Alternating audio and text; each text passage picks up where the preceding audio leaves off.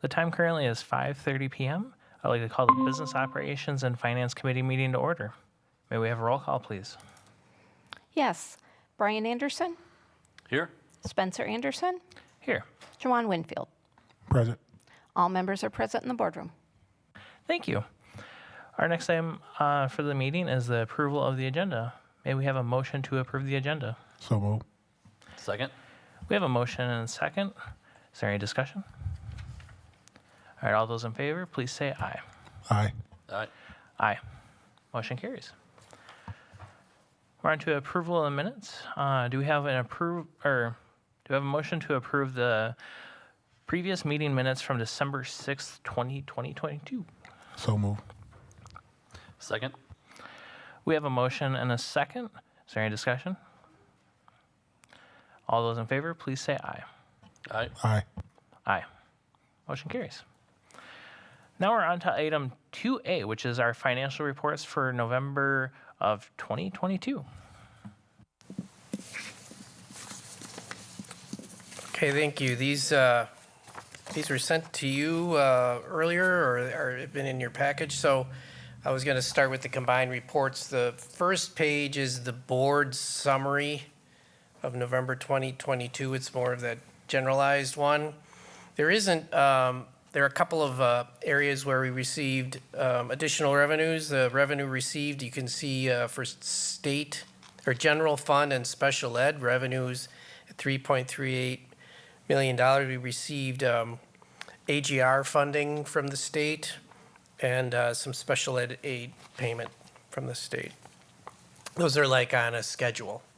And then you can see a fairly large entry for debt service, $11 million. So sometimes in accounting, they book the tax levy, what was approved in end of October for our tax levy. The tax levy for debt service was $11 million. So that's been booked as a revenue, even though we haven't really received all of it yet from our local governments. It is recorded as a receivable. And we receive those throughout the year. Hopefully that makes sense. But that was a significant revenue jump for the month. Food service is kind of a normal revenues received from the state through the federal food service program. In the expense category, most of those are typical expense levels, but there was a jump in food service. We actually paid 2 months of food service for October and September. It's a little higher than normal. Last month it was a lot lower. So that's why that one is a little bit larger. Any questions on that summary report? Otherwise I'll go on to the next. Okay.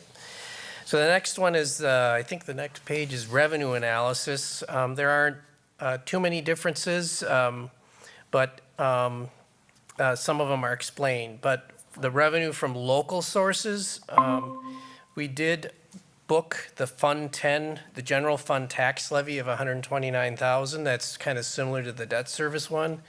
But the district also received from the city of Beloit two revenues of $1,289,000 from a tax incremental district closure. So that was something we built and knew was coming and built it into the budget. So that's those TID closure, it's actually received a little bit more than we expected, which is some good news for the district. So some of the other categories of revenue, revenue from state sources are similar. Those are similar to the prior year, but because we did receive our September equalization aid payment. And then federal sources, we received the governor's back to school aid for federal sources. And other financing sources, we received funds for the sale of some of the technology. We, as part of the new lease, we sold some of the old technology when we leased the new areas. Any questions on revenues? Just a kind of a overall question. Starts with the revenue, but so this is through November, and I get timing is always Yes. when you're looking at 1 month at a time, timing is always a Right. challenge. But through November, did you say that's maybe a third of the year? September, October, November, maybe? We do start technically in July, Okay. but But where the money really Yeah. comes in and spends, right? I'm just trying to get to, at what point in the year can we look at this and say, okay, we're on track? Because, I look through November and it says, okay, we've got, and I'm just looking at the major ones with the no grants just because it's some of the bigger numbers, but, year-to-date, revenue up $1,000,004, expenses down $276,000. I think, okay, well, that's pretty good year-to-date, right? But is it? And I guess I'd have to ask you to tell me if that is okay. right. So that's a good point. So revenue, some of this is basically, you compare it to budget. There's the bulk of this is there's little variation.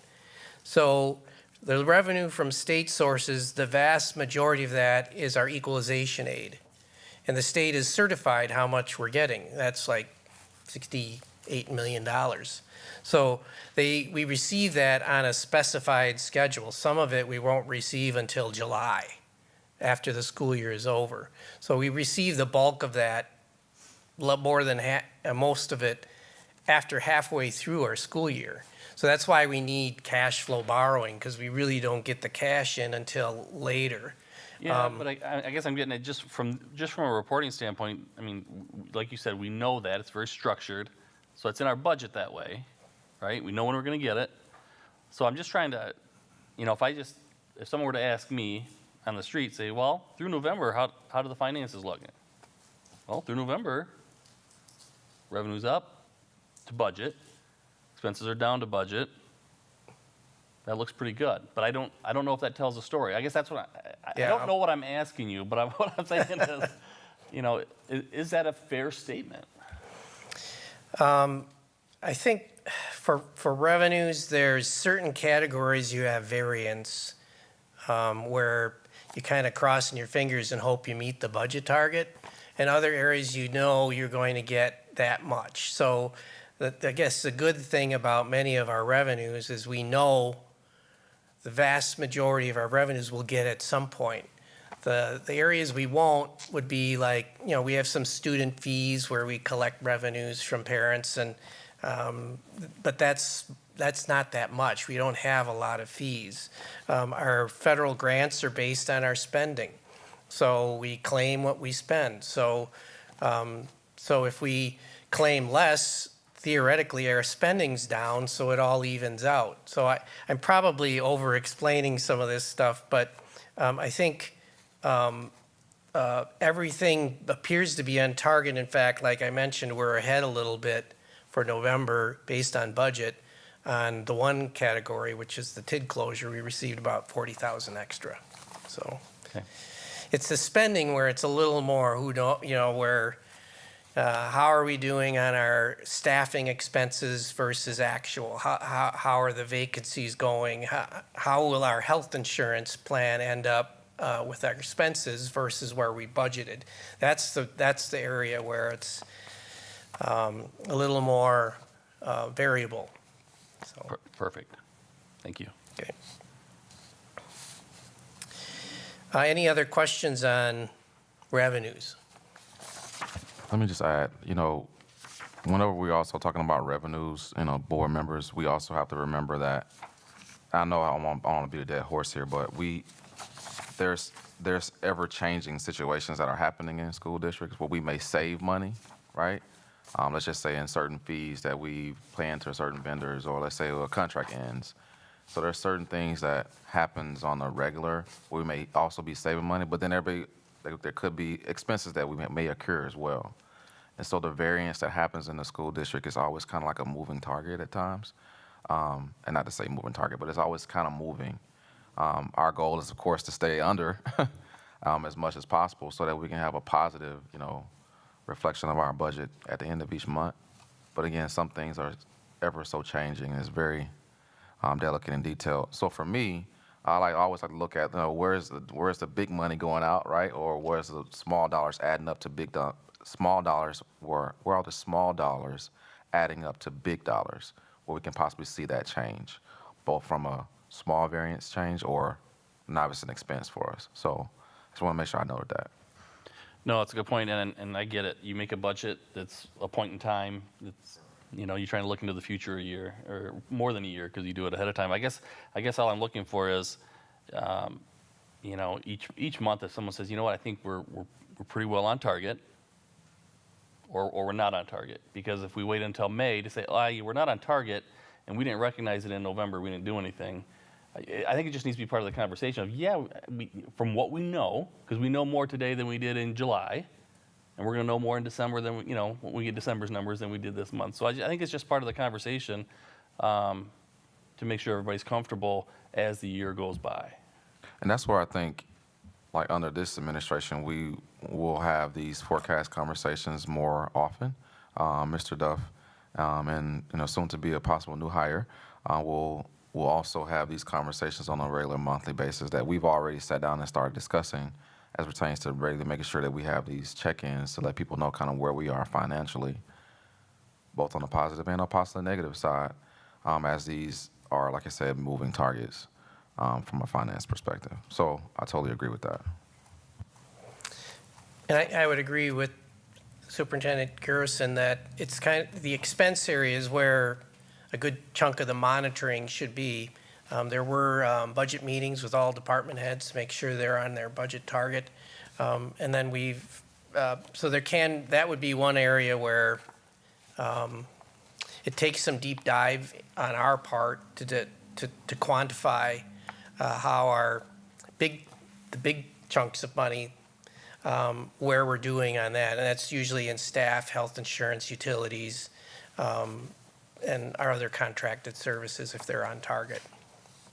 So that's one area where I could probably prepare something to see whether those major categories are on target or not for a subsequent discussion.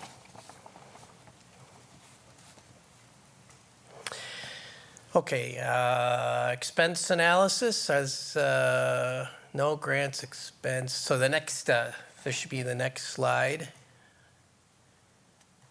Michelle. So the next one, on the expense side, most of the areas are on target, but I did, so salary and fringe, it's slightly lower. I mentioned this last month that we did have a slight savings in summer school, and then we do have staff vacancies that, and staff, a lower payroll based compared to prior year. So that's why salaries would be down. Purchase services, that one we're a little higher because there was an extra I mentioned this before, early payment of current custodial costs done in the summer for prior year, should have been paid last year. So it was a carryover expense that was unanticipated. Non-capital objects, some of those are purchases of supplies, materials, and curriculum and things like that. But sometimes you can't compare. You can see it's similar to what the prior year is, but a little bit less. But I did want to point out on capital objects, we did purchase the phone system, and we're reviewing the accounts. They were probably charged to the wrong account. Phone system isn't a capital object. I don't know, this is an accounting thing. Where capital objects are expensive things that are capitalized and at $5,000 and more. Well, they were booked to a capital object account, and we're making an accounting correction to move it to a non-capital account. So this is kind of the little tedious stuff accountants do in the finance office to fix how things are recorded. So subsequent report, you'll see that change. And otherwise, the other categories are very similar to what was reported in the last month, where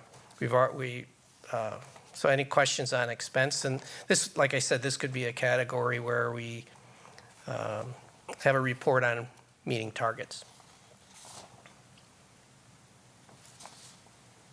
Okay, and then we usually don't talk about grants, but we did, for revenues, we received our achievement gap reduction payment for, revenues from the state, and we made a ESSER 2 claim.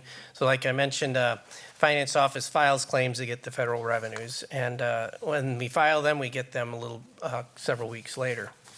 And then in the expense area, there were some additional expenses for purchasing of curriculum and math and restorative justice professional development. That was something new over the prior years. So any other questions on the financial reports? Okay, thank you very much. So the next area, the committee asked that we kind of prepare I don't know if a tutorial is the right thing, but kind of a budgeting and finance review. And so I can present this one if you want. Well, as you guys are getting that pulled up, there is a recommended action for the financial reports. So we'll get that taken care of as you guys get that ready. Make a motion to approve the November financials. I'll second. All right, we have a motion and a second. Is there any discussion? Okay, all those in favor, please say aye. Aye. Aye. Aye. And the financial reports for November 2022 are approved to go to the full board. Now we're on to item 3A, which is information discussion, and that is our budget 101.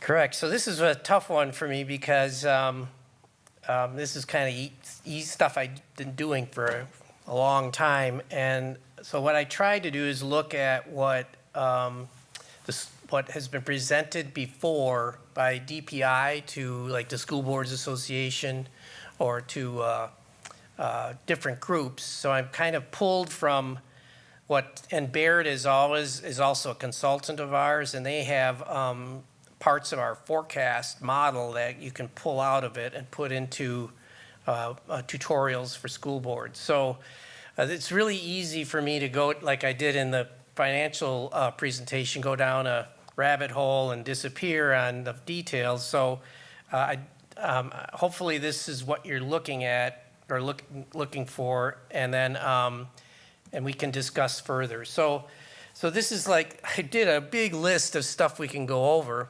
And some of this might be overkill, so I can narrow it down. But all these areas, plus many more, affect the district's budget and school finances. And so these are areas to review. Are these things that you might be looking for, or other areas we can do a deeper dive on? So please let me know, and we can put this together however you see fit. So. On this one, I'm doing more of the first two is the Constitution of the state and the state revenue limit and how it leads to calculation of the tax levy. The other categories I was going to march through at other meetings, but we can change it as you see fit. So I was going to go into the aid formula, how we have state categorical aids. We have the many different federal grants we received. Enrollment is a big impact on school finance, so having a review of how that affects us would be something to contemplate. There's also the students that either leave the district and we have to pay for it or come to the district, so that's open enrollment, charter schools, and private school vouchers is a big budget item. There's another thing would be, how do we compare with other districts? So that it's kind of intriguing, but you don't need to keep in mind Beloit is kind of its own entity with being one of the highest poverty states or districts in the state. It's kind of its own unique features that, and then maybe I can go into that in a different way. So it's hard to compare with other districts, but there are some districts that are higher poverty that are our size that you could compare to. There's also other funds in the budget. The Special Education Fund, Food Service Fund, Capital Projects Funds. There's the OPEB Fund. There's a bunch of different funds we actually work on, but those are usually not what we talk about for the general fund. And then there's also the overall school district budgeting strategies, best practices, things like that. So I can always start on this, and then you can contemplate it and say, that was too much, Mark. or tell Dr. Garrison to rein Mark in and, have it different. But we can start this way, and you can just let us know if this isn't what you're looking for, okay? Okay, so you may be aware of this, but it became a state in 1848, and it basically, they passed a section of our state constitution that said, the legislature shall provide by law for the establishment of district schools, which shall be nearly uniform as practicable, and such schools shall be free without charge for tuition to all children between ages 4 and 20. So these are guidelines that are stipulated in our state constitution. It says it is a state responsibility. So the state is why we have the state pass all these policies and governing and laws for how school districts operate. It does say it's structure of district schools, so that's what we are in right now. As nearly uniform as practicable, so that's subject to definition. There have been Supreme Court and other court cases about what that means. Supposed to be free to a certain extent, free, so we can only charge certain types of fees under the Constitution. We can't charge tuition. We can charge for like sports, because one can argue it's not part of your education, core education. And you can, and there's especially provisions about indigency where you can charge some people for supplies if they're non-indigent. So there's a number of things like that. And then there's this other section about the town and city should be required to raise the tax for the schools. That's why we don't have our own taxing authority. We approve it and then tell the city and county to give us the money through their tax structure. So that's kind of how it works. So it's funded by the local property tax, but so that's kind of how it sets up the structure. So any questions on the state constitution? Some of this you might have known already, So I already kind of went over some of this, but the state is the one that governs and sets the structure for public education through all the laws and through all of the different policies we have. But they also provide financial assistance, and we receive it in the form of equalization and general aid. And then this is, it's trying to provide it to be more uniform so that it reduces the reliance on property taxes, but it also attempts to get to that, what I mentioned was as uniform as practicable. So some communities can afford a level of education different from others. So it's trying to make sure educational opportunities available to all students regardless of a local fiscal capacity. So that's embedded in the Constitution. So it's subject to all court cases, and how that's interpreted, but hopefully that makes sense. So now we're going to get to revenue limits. So back in the 90s, we used to have collective bargaining, and we had the QEO, and property taxes were going up fairly dramatically over time in larger chunks. And so there was an effort by the legislature to control property taxes. And so they came up with the revenue limits. So back in the day, they called it like a three-legged stool: the revenue limits, state aids, and the QEO at the time. So some of that was all changed with Act 10 when they changed collective bargaining structure. But the revenue limit is the meat of what's surviving right now. And so it controls a significant portion of revenues going into school districts. And even though it's controlling revenue, it actually is a spending limit, because you can't spend what you don't have, theoretically. So, and that controls maybe 70 to 90% of a district's budget. So many places, the average districts in the state, it's about half general aid, half property taxes, and they have other sources of revenue. But in Beloit, at least, let's see if this works. So your local property taxes, state aids, and other sources, quite a bit different. So you can see we're highly aided. Our local property taxes for the general fund are almost, it was only $129,000 for the general fund, and state aids were 68 million. So the bulk of our funding came from the state aid formula, and then we do have some other sources of revenue that are from fees. We got that TID revenue, and different sources like that. So, but regardless, you can see that's 82% of our general, this area of the budget is controlled by the revenue limit. And so that's how it's set up. Any questions on that part?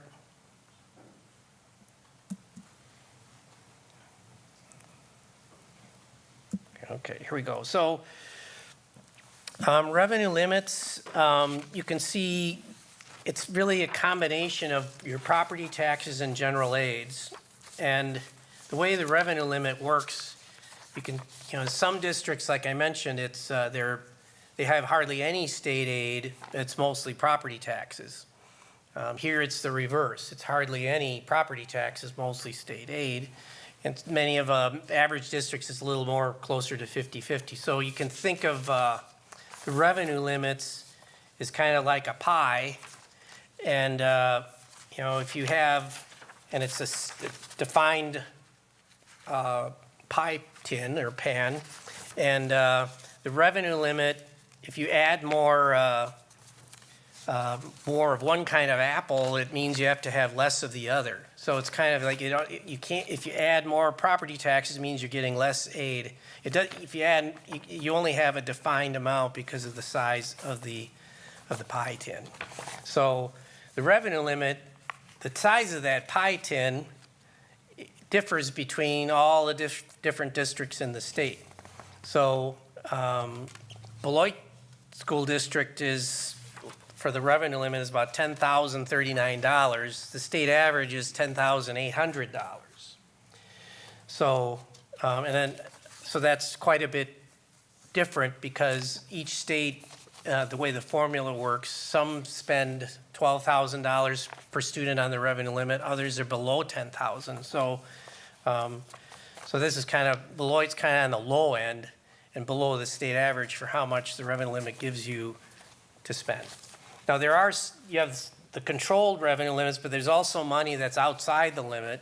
And those are, that's that little small piece of that pie I showed you on the previous one. So you can have fees, you can have state and federal grants or local grants. Tuition would be like, we get some revenue for students who come into the district through open enrollment. The other thing is there's some things that are outside the revenue limits, like if you pass a referendum, that's money outside the limits of the state. The state authorizes districts to go and get additional revenues in that way. There are categorical aids, like special education aid is outside the revenue limit. So these are all things that are, maybe it's the ice cream on top of the pie, the extra stuff you can do, extra funding that you can use that's outside the controls of the revenue limit. Okay, so then this is the revenue limit calculation.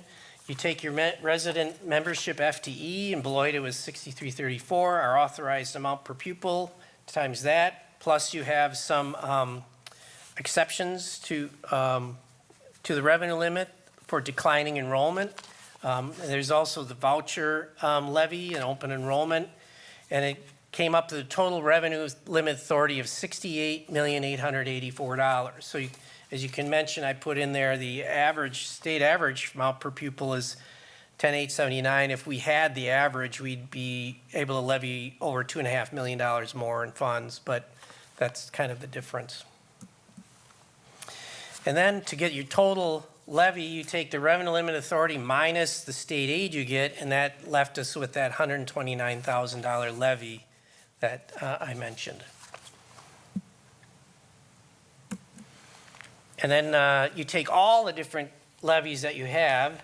So you'd have the referendum approved levy, community service levy prior year. You add it all up. Our total levy, we had a large levy for referendum approved debt levy. So that made it a total of $11,189,871. Divide it by your property value, and that gives you your tax rate of $478. So for me, some of it's kind of simple, but there's a lot of details behind the scenes that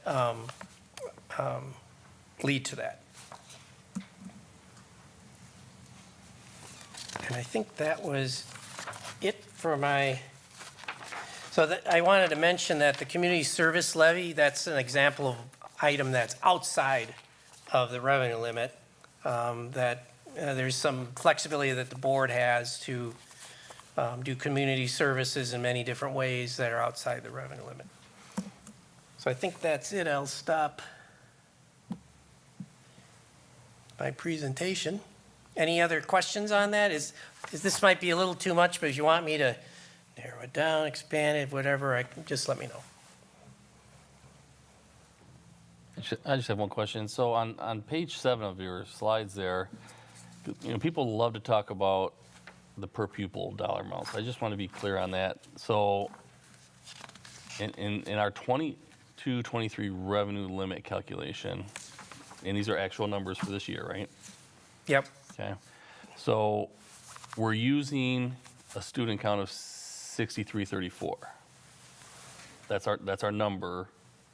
I understand it's based on a rolling 3 year, Yeah, and whatever. so it includes our kids in the seats plus open enrollment kids. Yeah. And then there's also, we levy for the independent charter school kids too. Okay. So that's our number of pupils, and we're getting $10,039 per pupil. And I get that that's below the state average, but is that 6,334 pupil count, is that our actual number of kids that we're instructing? So like I mentioned, that's about, we have our students in the seats. Yeah. It's just like 5,500 or so. Then we have a number of students open enrolling out. And we have the independent charter schools, like 400 kids. So it looks like it's more kids, but a chunk of those kids are not in the schools in the school district. Right. But those are the ones we pay for. So if you don't mind me, Please. yeah, so great question. And again, you're like on fire tonight. No. So the 6,334, that's the number of kids that we could be servicing, right? Right now, we know that we're servicing 5,200 and some students this year. So roughly over 1,000 plus students are elsewhere. The state gives us, and Mark, you can correct me if I'm wrong, the state gives us money for the 6,334. We use that money to pay for our 5,000 plus students, and the rest of the money we have to give to the other districts because those students aren't with us. That makes sense? It does, thank you. 'Cause Okay. I thought that was similar on how that worked, but I don't know if it's clear, hopefully anybody that's watching, because I think there's a general understanding that we're getting paid for students that aren't here. And I want to make sure that's not the reality. We get paid for, we always say, students that are in our seats. Yeah, that's what we're getting paid for. Good, thank And you. the students who are not in our seats, we have to pay someone else because we're still I don't say governing body. Yep, I We're get it. still where the money flows through. Thank you. No problem, sir. Is there any other questions?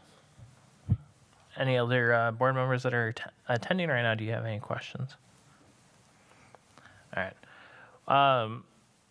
One question or two that I was going to ask. So the resident membership that we have, as a whole, is it staying roughly the same year to year, or are you is the district seeing a decline or an increase? I mean, just as the total population of students that could be servicing in our district. Sure. So as it stands, the research that I've looked at over the past 6 years, we've lost about 300 or so students each year to the tune of 1,797 students each year. Now, we also have some open enrolled in students. That number has actually went up and then it went down. So for the first 3 years, it kind of went up all the way up to like 160 students who open enrolled in. And then 126 students that open enrolled in, and then it started going down these past 3 years. So with that being said, our overall numbers have went down because we're not getting as many open enrolled students to come into our district over these last 3 years, if that makes any sense to you. Well, like, it does, but like my general question was like, as like the student population that we could be servicing, like, the students in the district that live in the city, is that number staying the same, or is our families actually leaving the city and we're seeing that student population decrease as a whole? We are seeing student population decrease in our school district. I can't, and maybe if something, maybe Mark, you know this, I'm not sure if we are losing families like they're leaving the city, period. But as it stands, our student population has went down over these past 6 years. I think there's been a statewide birth rate decline. There's been a lot of districts are facing declining enrollments. There are some, we do have the private school vouchers. It's like 160 students.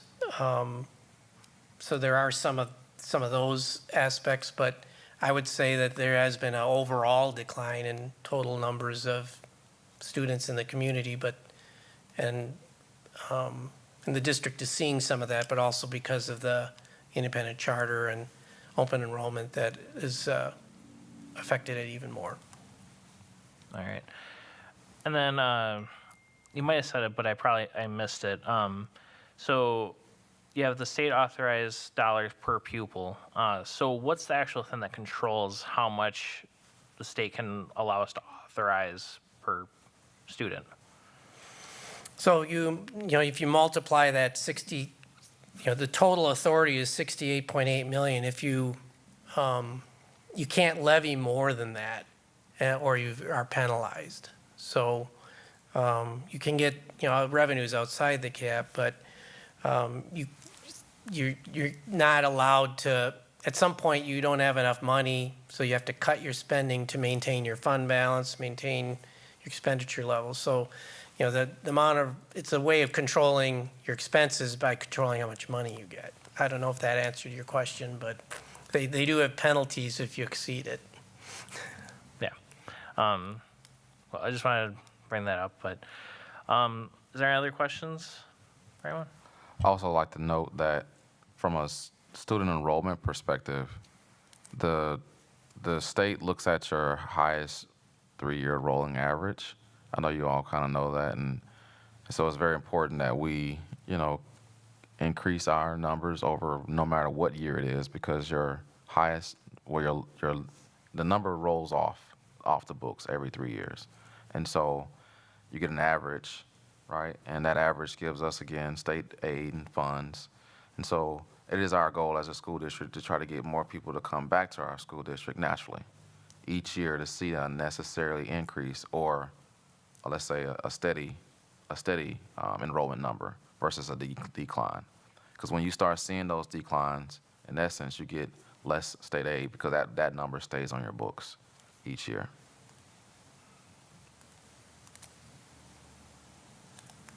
So, Mr. Duffer, my understanding, when you say that we are a highly aided school district, I'm looking at the 2 slides on 5 and 6. So like on 5, that spending limit, local property taxes, and the state general aid, and then on 6, kind of like you mentioned that pie tin. Yep. Can you kind of explain that, go a little bit deeper into that? So,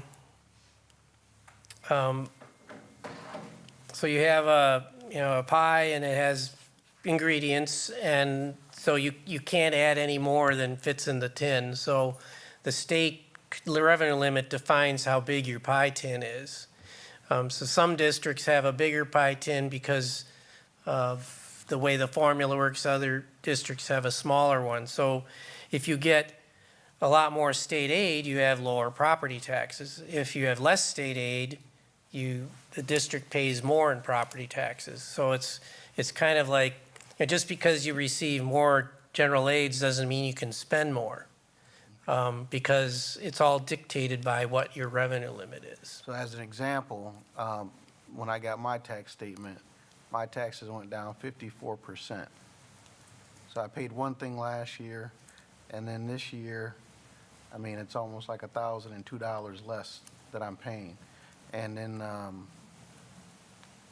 the way the projection is, like if we don't do anything, like, so like next year I would pay zero, but I lose I mean, like, how is that,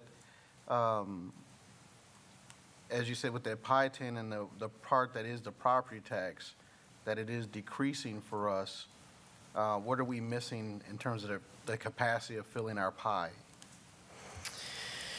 So one of the things I mentioned was there's like ice cream or on the top. Well, the district had extra that was approved by a referendum or items outside the cap that affected your tax levy. So some of that is going away.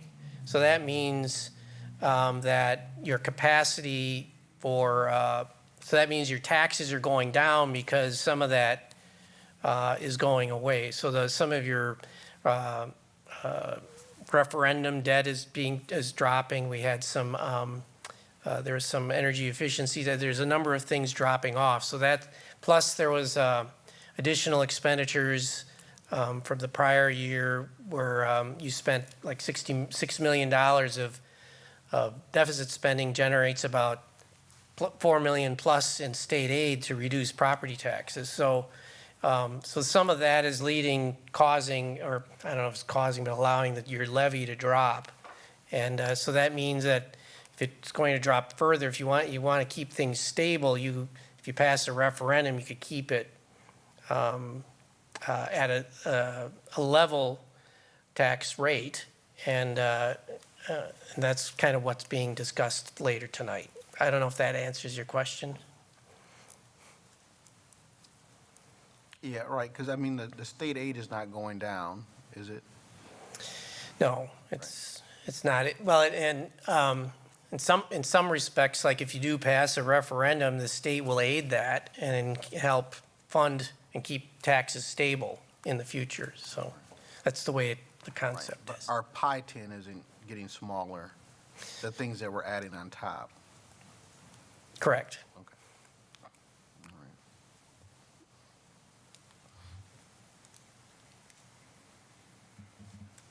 Any questions?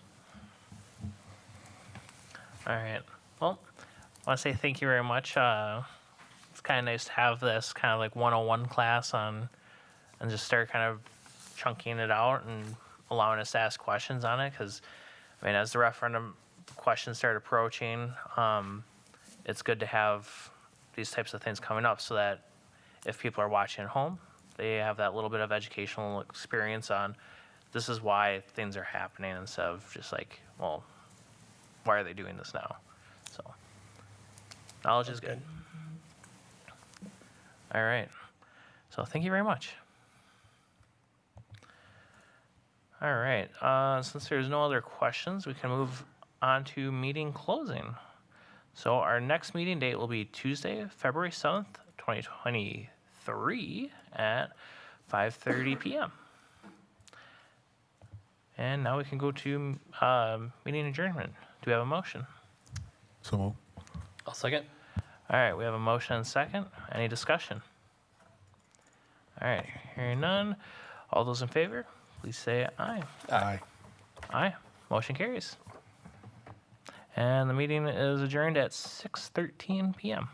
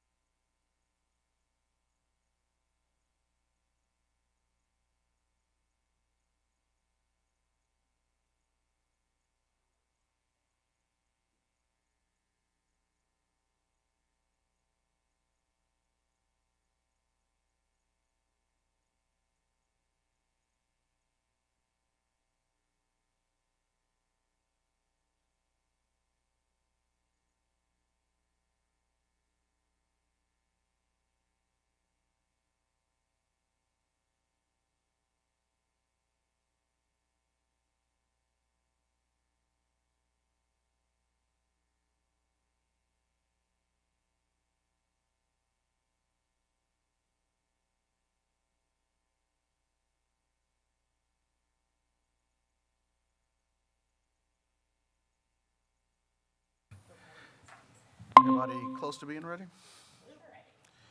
All right, I gotta get into the right agenda. All right, so Sean, don't forget to read the spiels. Oh, yeah, that's in the second meeting, though.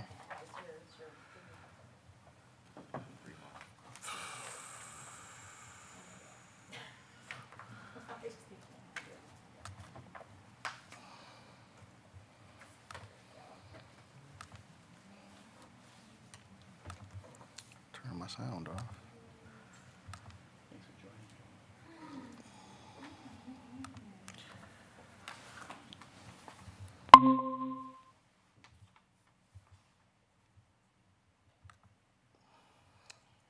We all ready? All right. I'm going to call to order the January 3rd, 2023 Human Resource Committee meeting at 6:31 PM. Mrs. Schultz, could I have a roll call, please? Yes. Brian Anderson? Here? Spencer Anderson, I believe, will be returning shortly. Amy Levy? Here. Sean Levy? Present. Megan Miller? Greg Schneider? Present. Joanne Winfield? Present.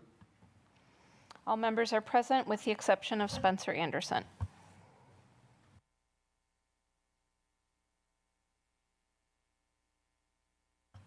All right, is there a motion for the approval of the agenda? So moved. Is there a second? I'll second. It's been moved by Board Member Megan Miller and seconded by Board Member Brian Anderson. Is there any discussion? Hearing none, all those in favor signify by saying aye. Aye. Aye. Aye. All right. Aye. Aye. The motion passes unanimously. Is there a motion for the approval of the minutes? So moved. I'll second. It's been moved by Board Member Anderson, Miller, and then seconded by Board Member Anderson. Is there any discussion? Yeah, I just have one correction. The minutes from the 20th list that our next meeting is going to be January 17th, and it should be January 3rd. So if we could just make that correction, please. Okay. All right. So with that adjustment to the minutes, is all those in favor signify by saying aye. All right. Aye. Aye. Aye. Aye. Motion passes unanimously. Item 2A, Executive Director of Business Services. So, Board, I just wanted to bring you all just up to speed around this very important conversation. We have been, of course, in this conversation here in the school district for about a little over a year now. And I'd just like to let you all know that I have been feverishly looking for potential candidates for this position, and I'm pleased to announce that we will start the interviewing process for these positions as of Friday. It's one of the many things that I've been, of course, tasked to do over this month. And I just want to make sure the board is, fully aware that I have been making, progress on getting these positions in our business services office hired. I did decide to start with the executive director position because naturally that's one of the more important positions in our business service offices, followed closely by our director of finance. I was tentatively trying to run them at the same time, but due to timing and, of course, the candidates, I should say, this pool, I must say, picked it up a little bit more over this last month, and I have started the screening process as well. And again, that's why we're at the point where we can actually have interviews here up on this upcoming Friday. We currently have 3 candidates that we're possibly going to be looking to bring in for those conversations, and at the current time, 2 of the 3 have already accepted the invitation for the interview. Just want to give everyone an update on that because I know this has been a long-standing item, again, amongst one of the few of the many things that we've been trying to tackle here over the past month or so. So just an update. Any questions, board members? All right. I do want to say thank you. One of the things as we have gone through our strategic plan and even where we find ourselves at completing our strategic plan, hiring a superintendent, that the occupants in our business office and at that position, that staff has decreased. And as we look at the next step, of implementing our strategic plan and securing funding to do that, stabilizing funding. That's a very important role for our organization at this time. To have someone whose mind is focused on that task of securing the resources so that we can educate our children, provide a learning experience for them, and also for our employees to take care of them. So thank you for moving in that direction. All right. On to 3A, employment recommendations. A motion may be made to convene the Human Resources Committee into closed session pursuant to Section 19.85, parentheses 1, parentheses C of the Wisconsin State Statutes relative to considering employment, promotion, compensation, or performance evaluation data of any public employee over which the governmental body has jurisdiction or exercises responsibility. Is there a motion? So moved. Second. Moved by Board Member A. Levy and seconded by Board Member Megan Miller. Is there any discussion? Mrs. Schoch, could we have a roll call vote, please? Yes. Megan Miller, Aye.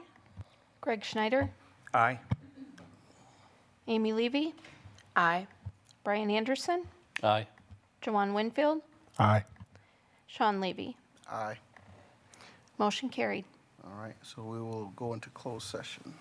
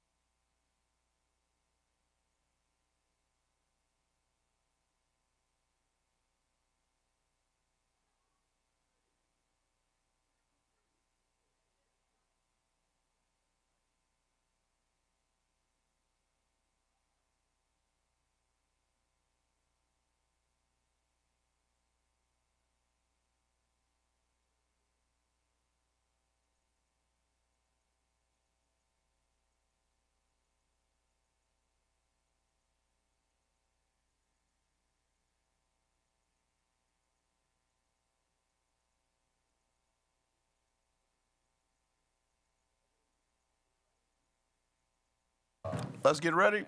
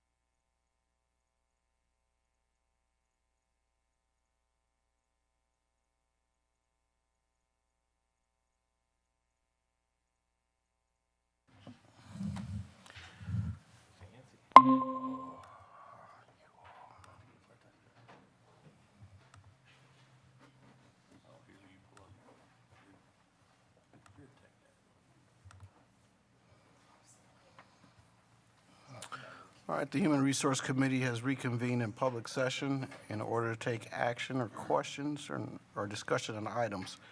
Is there any discussion for items? I have a question on Exhibit B. So it was my understanding that the November 1st employee recommendations were incorrect when we approved them. It should have been the 1380 for the position because there was 1 year of experience, and we authorized 1148. So I'm unclear why the difference isn't down for November, for the November 1st correction of $232, because we already approved the wrong amount on November 1st, the 1148. And so now we're being asked to approve an additional 1380, which would be a total payment of $2,528. The way that this was supposed to read and the way that it is being presented is that this is how it should have been all along. This is not in addition to what was approved on 11-1. Instead, this is in lieu of what was approved on 11-1. It could have been worded differently to make it to that effect. But it can't be in lieu of if the 1148 was already approved November 1st, and it was approved with a slate with other people. So it, in my opinion, wouldn't make sense to undo that one because it impacts other people. What would make sense if for the November 1 correction, instead of that amount being 1380, it's 232. Because if we approve this, we would be approving a payment of $2,500 or $2,528. Understood. Would you like for this to be amended for approval or resubmitted? I'm fine with an amendment if the administration just wanted to change that first amount, the 1380. And the second one is absolutely correct, different addendum, but that 1380 should be 232. That we can do. Perfect.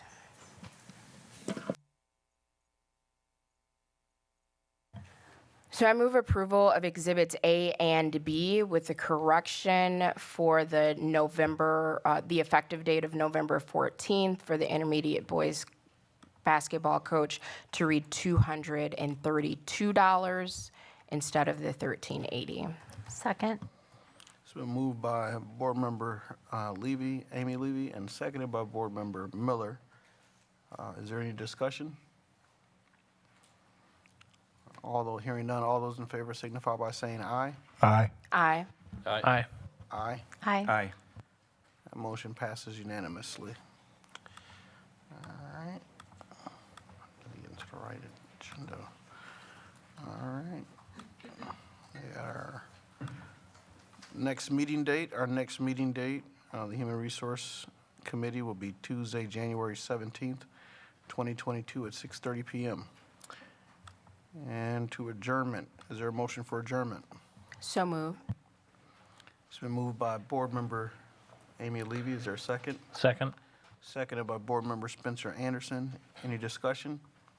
Hearing none, all those in favor signify by saying aye. Aye. Aye. Aye. Aye. Aye. Motion passes unanimously. All right. Got about 5 minutes. Thanks for coming. Glad you're here. Not ready for all of this. What? I said I'm not ready for all of this. You doing great? No, it's the referendum conversation. I think, I really, I want to report, I really feel like we ought to just discuss tonight and not take that action. I know. We'll just, I mean, it's that's probably gonna- what it'll be, but let's just see where it lands and then, you know, whatever. And then,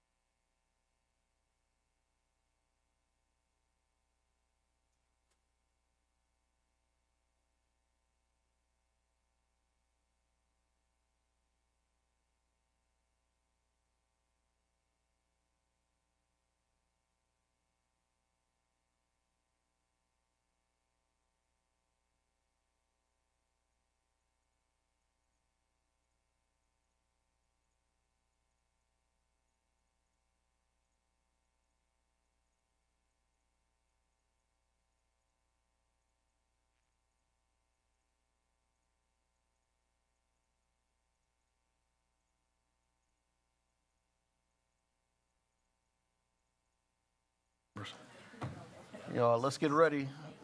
Get ready. I feel like I'm missing half the stuff I'm supposed to read. I can't find it. Unless maybe because I'm not signed in.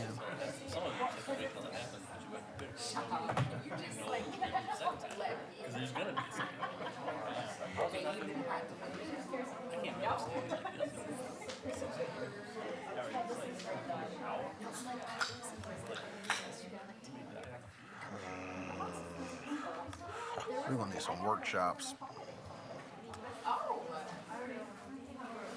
Yeah, tomorrow's gonna be really special. Well, we're gonna do like a little come talk at the attic.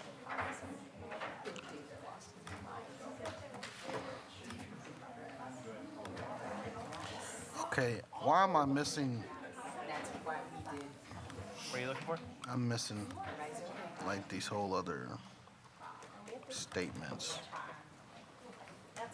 I feel like I'm super off because I cannot find.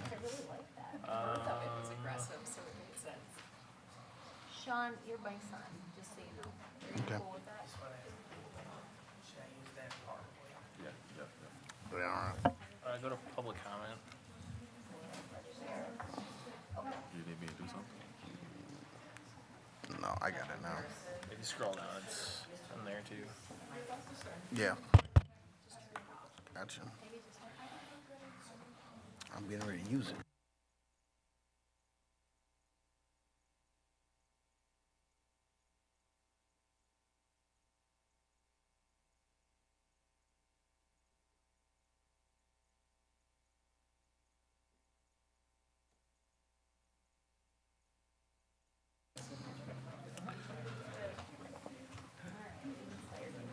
Okay, I want to call to order the January 3rd, 2023 regular board meeting at 7:02 p.m. Mrs. Shope, could I have a roll call, please? Yes. Amy Levy, Here? Greg Schneider, Present. Sean Levy, Present. Joanne Winfield, Present. Spencer Anderson, Here. Megan Miller, Present? Brian Anderson. Here. All members are present in the boardroom. All right, thank you. To make this public announcement, the Board of Education would like to let our families and viewers know that our regular board meetings are being simultaneously interpreted. You can watch the Spanish interpreted meeting through the link found at the board website under the Watch Meetings tab with tonight's date. In order to accommodate this interpretation, we will be monitoring the pace of our meeting to allow time for the interpretation. And I'd like to remind our board members and others speaking to please speak one at a time. Thank you so much for your consideration and understanding. Is there a motion for the approval of the agenda? So moved. Second? It's been moved by Board Member Amy Levy and seconded by Board Member Megan Miller. Is there any discussion? Hearing none, all those in favor signify by saying aye. Aye. All right? Aye. Aye. Aye. Aye. The motion passes unanimously. Board Member Winfield, would you lead us in the Pledge of Allegiance, please?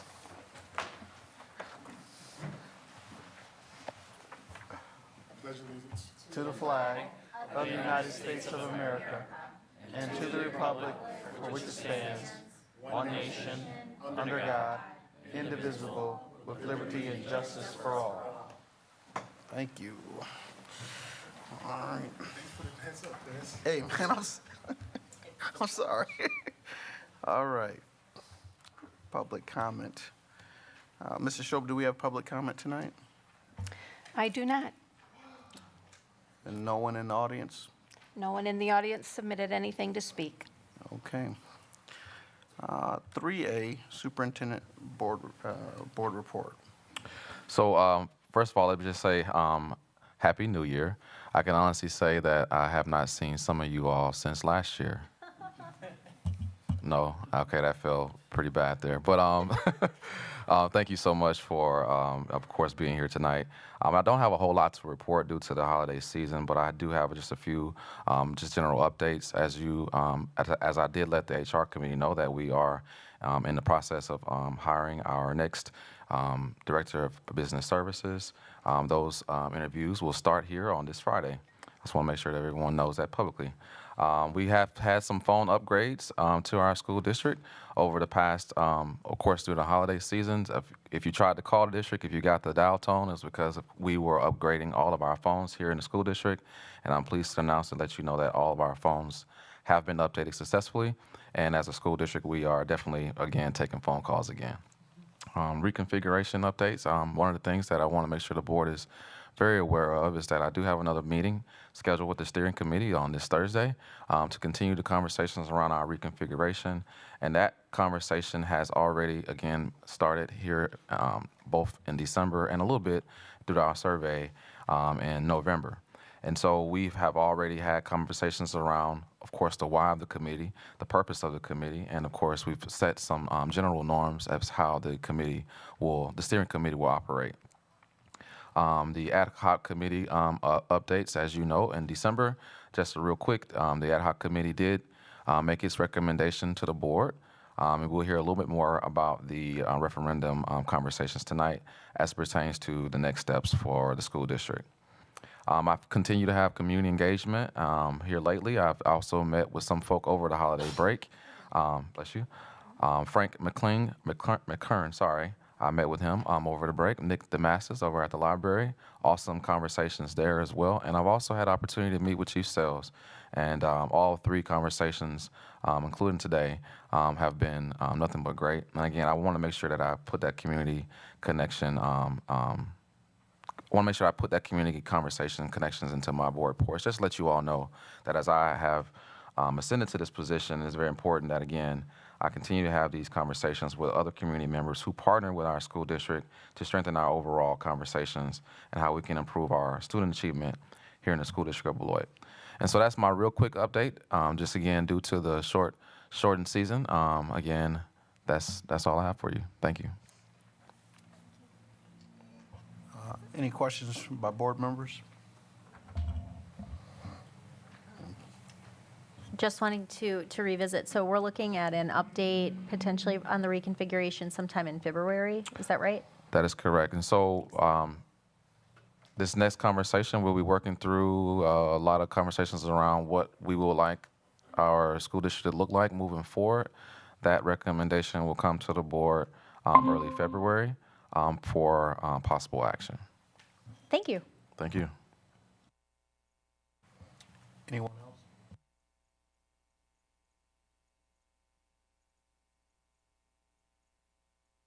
else? Committee and other board reports. Business operations and finance. All right. So this evening we had our business operations and finance committee meeting. We talked about the financial reports for November of 2022, which is on tonight's consent agenda. And then we also had our Budget 101 class brought to you by Mr. Duff. Thank you very much again for starting that series with us. I think it's a great way to help educate everyone in the community and on the board, make sure everyone is on the same page. All right. Teaching, Learning, Equity, and Pupil Services Committee.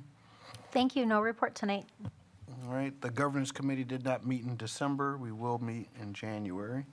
Legislative update and policy. There's no legislative update at this time because there are currently no items being reviewed in the Senate Committee on Education, and the 2023 Assembly committees are not yet available. The Policy Committee will meet tomorrow in this room at 5:30 to review a full slate of policies, so please do review board docs for the full listing. And are we reporting out from the Ad hoc Referendum Committee again? Just as stated in my superintendent's report, the ad hoc committee did meet over in December, and we did bring the ad hoc committee's recommendation to the board that the ad hoc committee believed that we should move towards referendum for consideration for the board. And again, in tonight's conversation, additional information will be shared for the board. Not additional information, information will be shared for the board to make its motion. All right, thank you. We're to our consent agenda. Is there a motion for the consent agenda? So moved. I'll second. All right, it's been moved by Spencer Anderson and seconded by Megan Miller. Is there any discussion? Hearing none, all those in favor signify by saying aye. Aye. Aye. Aye. Aye. Aye. Motion passes unanimously. 6A, items for action or discussion. A, ad hoc referendum committee update presentation discussion.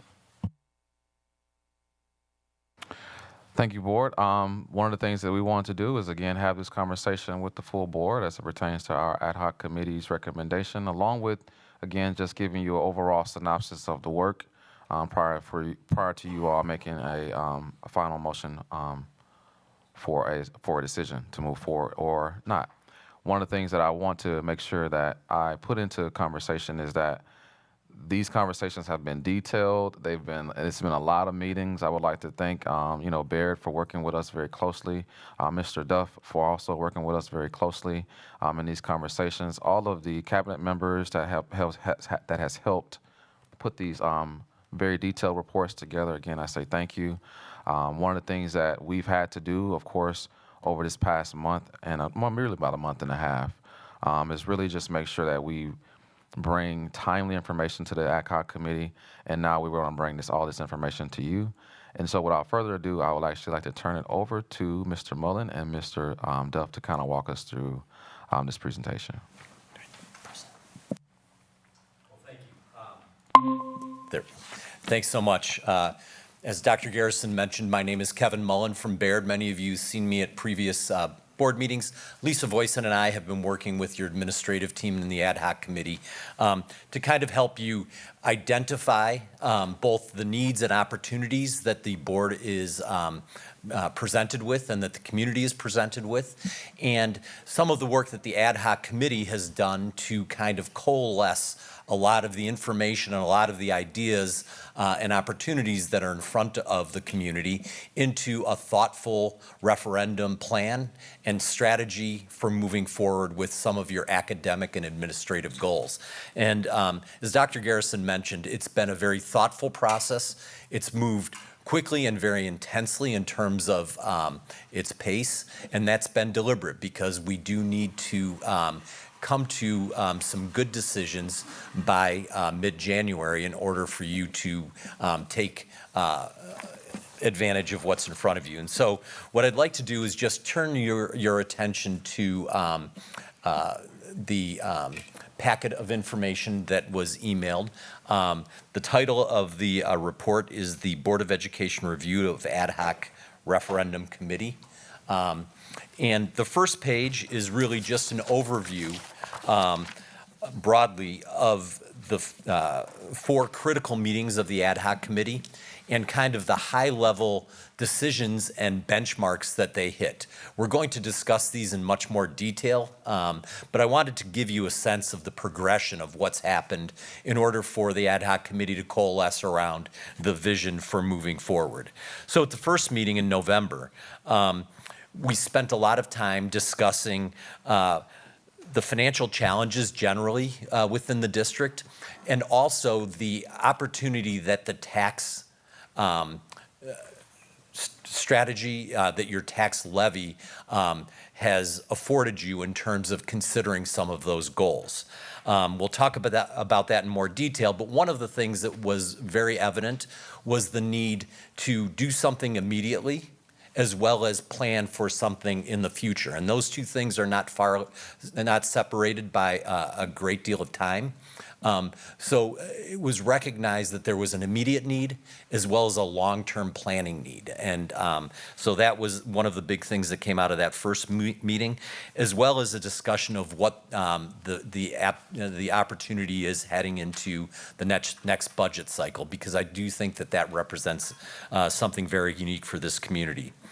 In the second meeting, we reviewed in detail the fund balance policy and the fund balance position. And we also discussed ESSER funding and its relationship to your current budget, because that's driving some of the immediate needs that we've been discussing. During that part of the meeting, we reviewed various referendum options. And when I say referendum options, we were really talking about more buckets of strategies in terms of how to proceed with this two-phased approach.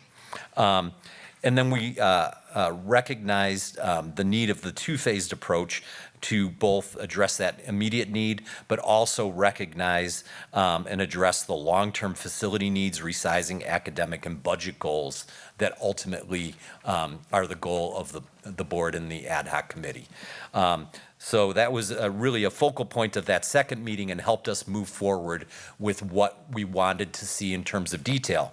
In the third meeting, we combed through at a very granular level, the types of projects that could be considered in this first phase of a referendum, the needs that could be met both operationally as well as from a capital project standpoint. And we'll discuss those in greater detail and how they represented really things that needed to be done and could help us bridge between what that immediate need is and what that long-term goal is. And so the fourth meeting, really after those details were described and thought through, the fourth meeting was a recommendation from the ad hoc committee. They polled committee members and actually came together in terms of a formal referendum recommendation for the current year. When I say the current year, to be approved in January and considered in April. So that was the general progression. With that, I'm going to turn it over to Mr. Duff to talk about some of the financial challenges that were discussed in meeting one, because I think it's really important for you to have a sense of not only the level of detail that went into making these decisions, but really what underlies and underpins that decision, because I think those are really important for the community. So in the first meeting, we did want to make sure that the ad hoc committee understood the fiscal challenges facing the district and how, and the tax rate history, and how there may be an opportunity to address fiscal challenges, meet many needs of the district through consideration of a referendum. So the financial challenges facing the district, there's been noticeable declining student enrollment. The estimated 3-year loss was 1,276 students. And I mentioned the revenue limit generally gives you about $10,000 per student, so that loss of students means the state would require the district to cut that much in expenses because of the declining enrollment, and that is creating fiscal challenges for the district to address. The district also has had some deficits that it's been dealing with, and so the estimated 2-year loss was over $10 million. Declining fund balance because of the deficits and the impact of a fund balance, what it has on the district. The other thing is the state has not increased its per pupil funding to the district over the past few years. It's been a $0 per pupil increase in revenues, which makes it more challenging. Another fiscal challenge is that we do have quite a bit of federal funding that is temporary in nature. So it's one-time money. So we have some of these federal funds to help us during these past several years, some of it due to the COVID funding and things like that. But that's going away, so it creates a big fiscal cliff for the district to face. But the other thing is there's a number of facility and maintenance needs that are needed in the district. They're starting the work on high school HVAC project, but there isn't adequate funding to complete that, as well as some of the athletic improvements. In addition, there's a need for an overall comprehensive facilities master plan that would need to be funded at some point. So there's a number of challenges facing the district fiscally. I feel like good cop, bad cop. I get to talk about the opportunities. So, right.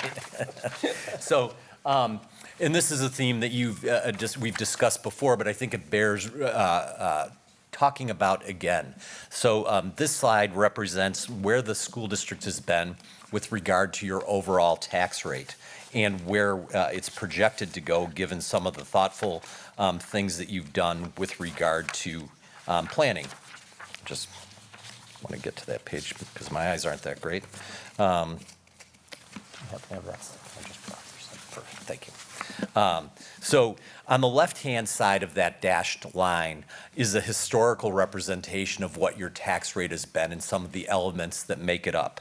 And so in 2017-18, your total levy or tax rate, the tax rate that was the local portion of the contribution to the school budget, was at $11.54 per thousand. So, the owner of a $100,000 home would have been paying $1,154 for the local portion of the school tax. That was also then combined with state aid to give you the funds you need for your budget. So that's the local portion. And you can see that that rose in 2018-19 to 1173 and then pretty much precipitously dropped heading into 2021-22 where it was at 1010 and then dropped significantly in the current year, the budget that was passed in October, to $4.78. And you'll notice based on the four colored elements that it was basically made up of four components. Operating costs that were supported by local tax dollars, so not just state aid, but local levy is that black block, and you can see that that's dropped significantly and heading into 2022-23. The majority of your operational cost was supported through state aid. The local portion of your levy supported referendum debt and debt prepayments. So recognizing that you were getting additional state aid, you had been prepaying your debt service. And you're in a position, if you move from the dashed line to the right, that projection moving forward, if you were to move forward with the ability which you have because you've levied for all of these prepayments and make your prepayments this year, you'll have basically no debt left next year. And state aid is going to cover primarily all of the operational cost. So that is, obviously results in a very low tax rate next year, incredibly low. But we also know that that's not reality and it's not sustainable, recognizing the needs. And so I think, the ad hoc committee discussed that challenge and recognized that that's an opportunity, but it's also somewhat of a need because you can't let your tax rate drop to nothing and then expect to bring that back up to meet those needs. So, there is a responsibility to try to maintain a tax rate at a reasonable level, at a level that sustains the academic and needs and goals of the community. And so really, that is an opportunity, but it's also, somewhat of a responsibility. And so there was a lot of conversation around that. You can see moving forward, the operational, cost levy does come up, but we're nowhere near where it's been historically, and we're nowhere near even where it would have been in the current levy climate, which is a 50% reduction from where it was last year. So really that's an opportunity, but we don't want the levy to drop and then come back up for a couple of reasons. One, it's hard to convince the public that there's a need there. And more importantly, it's just not responsible to taxpayers for them to have that whipsaw. So talking about that kind of helped us define what that pathway moving forward could be to meet the first phase and then address the second phase of the plan. So that really defined that opportunity. Moving on to the second meeting, we began the review of fund balance and fund balance policy, and then talked in greater detail about ESSER funding. Yes, sorry. Sorry, just Dr. want Garrison. I apologize for jumping in. What I would really like to do is, as we go through each meeting date, board, if you have any questions that are pressing, based off of that, that first meeting date, it'll be a great time to jump in now and ask those questions. So, my apologies for jumping in No, on not your at all. conversation, but I Absolutely. definitely want to make sure the board was aware. I kind of had a feeling that someone possibly had a question. If I might, yeah, just a question for you. So what would you say? Because I think this is important in conversations that people are going to have in the community. What would you say to someone that says, well, you know, if you want to prepaid your debt by, let's just say 10 million, you'd have $10 million right now. So what would you say to someone that would argue that? Yeah, so two things. One, it created an opportunity for you to generate additional state funding, you know, given your position with state aid. But I think, you know, previous board decisions were based on the understanding that there were needs that needed to be addressed in the future. And so this was really a strategic opportunity, and not taking advantage of that, again, allows the tax rate to get to this abnormally low level because state aid is, you know, kind of taking over where the local levy had been providing support in the past. So, you know, I think it really was a strategic decision. I think one of the other I could things to add So- to, I was just going to add something. The debt you're paying off is revenue that's outside the cap. So if that goes away, you don't get any extra money to use on your facilities or for further construction needs. It just goes away. And so in order to recapture that debt that's going off the books, you would have to pass a referendum to allow you to keep that revenue going without a significant impact on taxes. So some people don't understand the complexities of the school finance formula. That 10 million we're prepaying is referendum approved outside the limit, and that goes away. You don't get that back to spend on something else. Yeah, no, that's a good point. I just want to make sure that was kind of verbalized so that everybody understands that was a good decision, and there was the reasoning behind it. I think another one that's missing in the prepayment conversation, was it 4 million, 5 million we saved in interest? Oh, absolutely, correct. Okay. Right. So we saved taxpayers that much more we paid that off in 11 years? And it was a 20-year debt? Correct. Okay. All right. So, I mean, because some of the questions come, like, obviously, like you said, our declining enrollment is a part of what is creating a problem for us.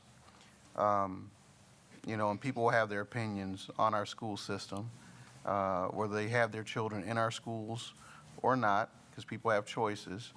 But for all the students that are in the school district of BOE, we have to provide them an education.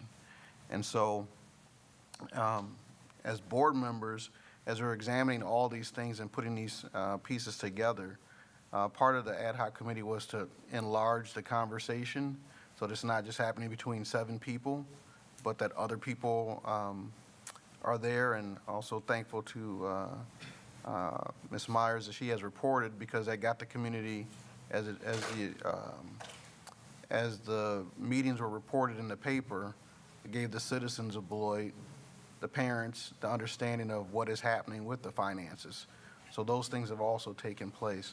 So on the first part, we saved $5 million in the prepayments, and as you described, that's a different set of money that doesn't come back. All right, so that's our position. I think one of the bigger thing for me in the meeting was we talked about if we do nothing, what does that mean? All right, and I think that a summary of that conversation was you don't have even when you make the budget adjustments that you'll need to make because you've lost students, you can't make enough budget adjustments to make up what's not going to come in. And I think that that's a space that was needed to be understood too for people that would ask that question. I just have a quick comment, if that's okay. Just as in that first meeting, for me, what helped me kind of make meaning out of very complicated school finance stuff, right? When I look at, there's a document that's publicly available. I'll share it with Dr. Garrison. We can throw it up on board docs in case anybody wants to see what I'm referencing. In 2008, 2009, the per pupil from the state was $274.68. So since then, Wisconsin has never hit that same per pupil. So if you consider like inflation and rising costs, increased needs for special education services, like it's only declined. And sometimes it's come back up like a little bit, but then it goes back down. And if you compare that to our historical fund balance, which is up in board docs, so thank you so much for providing that. If you look, we didn't really start dipping significantly in our district where the percentage of expenditures that were coming out of our savings account didn't even happen until the 2016-17 school year. So this is a district that's been very thrifty with its resources with an ever diminishing amount of support from the state. And the other point that I'll make, kind of like Board Member Anderson, when you were asking about the prepaying debt, every time the state says they've like increased education funding in a biennial budget, that's only funding that can be used to prepay debt. So those aren't dollars that we're able to spend on our students. Those are only dollars that we can choose to save taxpayer dollars with, right? Which isn't like a bad thing, but also our students have been the ones shouldering that cost. So for the last 2 years, there was a difference of negative $342.82 of per pupil spending, and then like this year it was negative $371.96. So that's a significant cost to each of our students from the state level. Really appreciate you interjecting those points. There's a lot that had been discussed in those meetings, and so to hit some of those details is really important. So heading into the second meeting, as we discussed in greater detail, what the fund balance is, what it's used for, and what's been happening, as Board Member Miller had mentioned, as resources have been impinged at the district, what's been happening to your fund balance and how does that relate to your fund balance policy. And then we talked in much greater detail about ESSER funding and its relationship to the current budget, because ESSER funding, as was described earlier, replaced some of what the state was using for membership increases. The state felt that the federal government was, providing enough ESSER funding to make up for that. However, ESSER funding was very limited.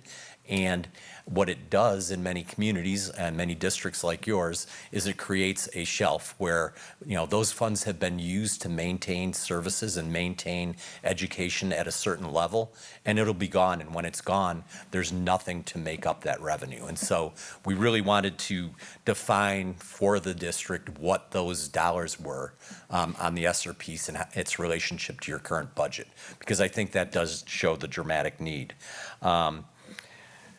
We also established goals for phase one of the referendum plan, and we defined phase one. We said, what is phase one and what's it for? It's really a bridge to take care of those immediate needs, which, would be including the ESSER shelf, the loss of ESSER dollars and its impact on your budget, as well as, what that critical need is to maintain your fund balance and, look at where it's been. So in phase one, we established budget stability as a goal, as well as fund balance restoration. And we wanted to address immediate facility needs. So there are facility needs, no matter what direction your academic goals or your academic priorities go, there are some facility needs that need to be addressed. And so this is a good opportunity to consider them. And phase one is really meant to be that bridge to do the emergency type things that need to be required while you consider a broader and more encompassing second phase. So a logical question is, why not just push it all into that second phase? Well, if we push it all into the second phase, we're going to see that whipsaw of, the tax rate dropping and then needing to come back up. And we just didn't think that that was very thoughtful in terms of moving forward. I just wanted to clarify, isn't it to our benefit also, like we talked about the ESSER dollars as being one time and never coming back?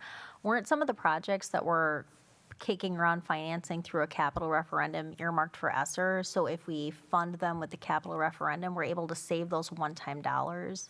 Is that correct? Yes. So it really has to be like this year? Correct. Thank Yep. you for There's that clarifying. strategic opportunity as well. Again, back to the opportunity that is now, right? Yeah. it really leverages those ESSER dollars. And so to clarify that, for example, funds that are being used, ESSER funds that are being used for HVAC projects could be used for other critical needs in the district. But that right now is a priority. You could borrow in the current referendum for HVAC needs and then free up those dollars that were ESSER funds for other critical needs in the district. So it really leverages the opportunity now. And then we recognize that, as we discussed, the need for the two-phase approach. And then the last thing we did was, in relationship to that chart with the tax rate, we explored broadly three opportunities to kind of step into that next phase, into phase two. And so what would that look like, both in a mix of operational need and borrowing need in the current plan, and how would it relate to a future plan? So we talked a lot about that.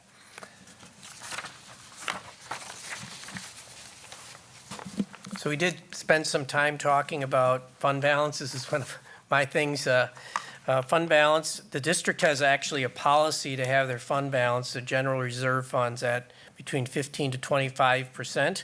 And under the current fiscal challenges, that fund balance has been dropping. It used to be over about 20%. Now it's down to about 14 right now, which is the minimum, and it's projected to go even further. Fund balance is important because it helps with cash flow for the district to be able to pay the bills in a timely fashion. But if it also is a sign of fiscal stability, and it kind of it affects your credit rating. So if we go out to borrow money for facilities or other purposes, your credit rating will be worse if you have a poor fund balance, and your borrowing costs are higher. So restoring fund balance to meet this policy is going to be a challenge, because you have to almost like cut more to be able to restore it. So having an ability to restore it through a different means that doesn't require cuts be a win for the district. And I think the next slide is just a historical of the fund balance and what we might be facing. And so this is, so I don't know, Kevin. Sure. Yeah. Absolutely. So what this chart represents is a year-over-year summary of the school district's year-end revenues and expenditures. So in years where your revenues have met or exceeded your expenditures, you're able to add to your fund balance. And generally, school districts, they pass a balanced budget, and if they're fortunate and a couple things go the way that they hope that they would go, they're able to add to fund balance. And so you can see in 2019, for example, your revenues were 88 million, your expenditures were 84 million, 84.5 million. And so you were able to add roughly $3.2 million to fund balance. So the year-end fund balance in that year was $20 million. The following year, you were almost identical revenues and expenditures for a budget as large as yours that was, basically almost even. You were able to add about $100,000 to your fund balance. And you'll notice that fund balance is measured as a percentage of expenditures. So in that the first year it was 24% of expenditures, right in line with your policy. The next year it was 22%. So even though you had added, your expenditures grew and your fund balance as a percentage of expenditures drifted down. Even though you were adding, it almost isn't possible for it to maintain, a static space because your budget is increasing. 21-22, your revenues were 93.7 million and your expenditures were 99.9 million. And so that was a draw on fund balance of roughly $6.2 million. And you can see your fund balance dropped to 14 million. As a percentage of your expenditures, it's 14%. And as Mr. Duff mentioned, it's critical. Obviously, it's an indication of financial stability and does impact your credit rating. But as importantly, that is your quote-unquote rainy day fund. It's where you go in emergencies. And so, it's critical for a lot of the things that you need to operate the school district. School districts receive their funding in blocky segments, so you get big blocks of funds from the state periodically. You get big blocks of revenue from tax collections periodically, but you're responsible for paying your teachers and your the cost of education really on a very level time frame over throughout a year.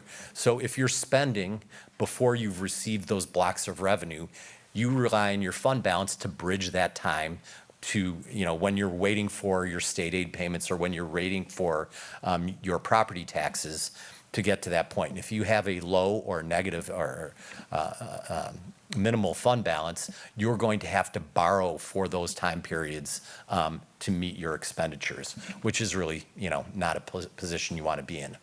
2022-23, expectations, are that we'll have $95 million worth of revenue and $99 million of expenditures, not much different than the prior year.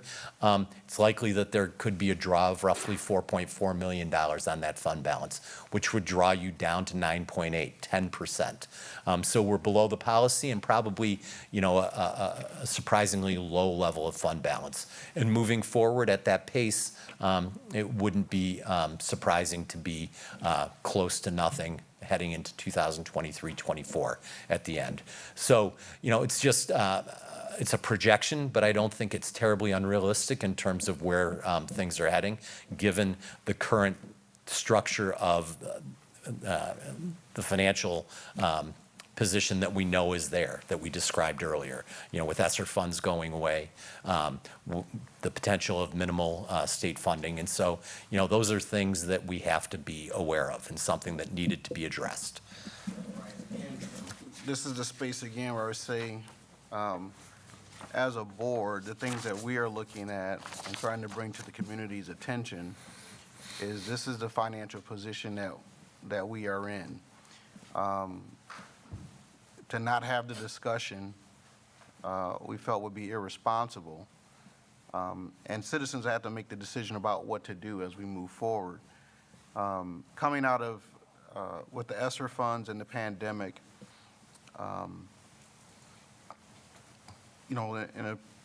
just some context again, as we came into the 21-22 school year, we did see the deficit budget approved. But then another place that we're at as a district is a superintendent leaving, our finance staff leaving.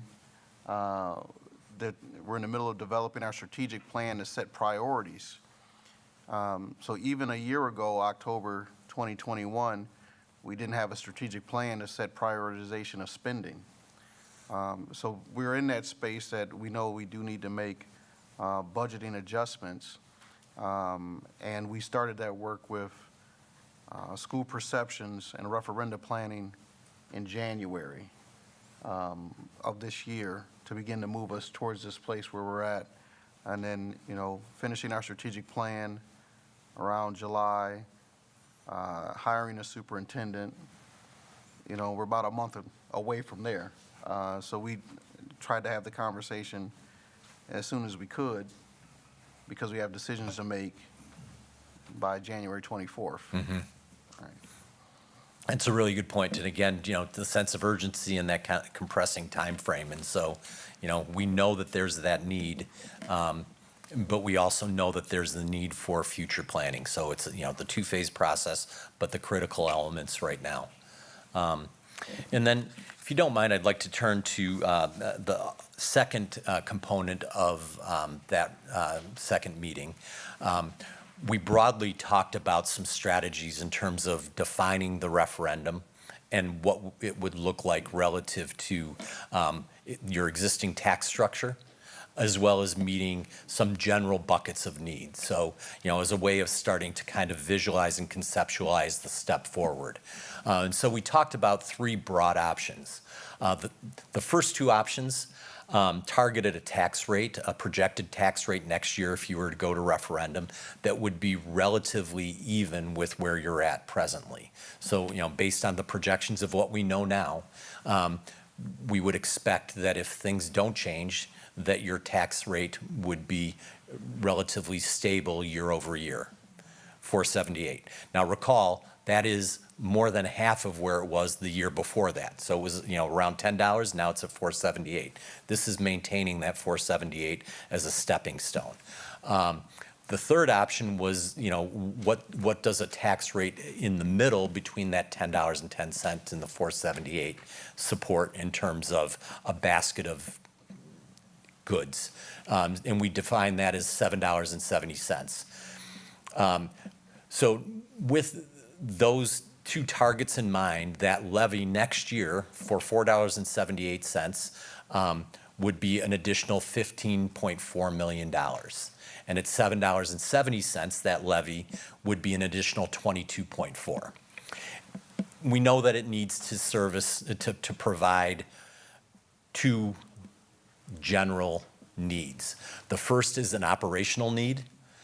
So of that 15 million, 14 million of it would be for annual classroom educational specific needs. So the things that would replace ESSER funding, the things that would replace loss of revenue limit from declining enrollment and from loss of revenue from the state. The critical things that are operational, that are educationally in the classroom day in and day out needs.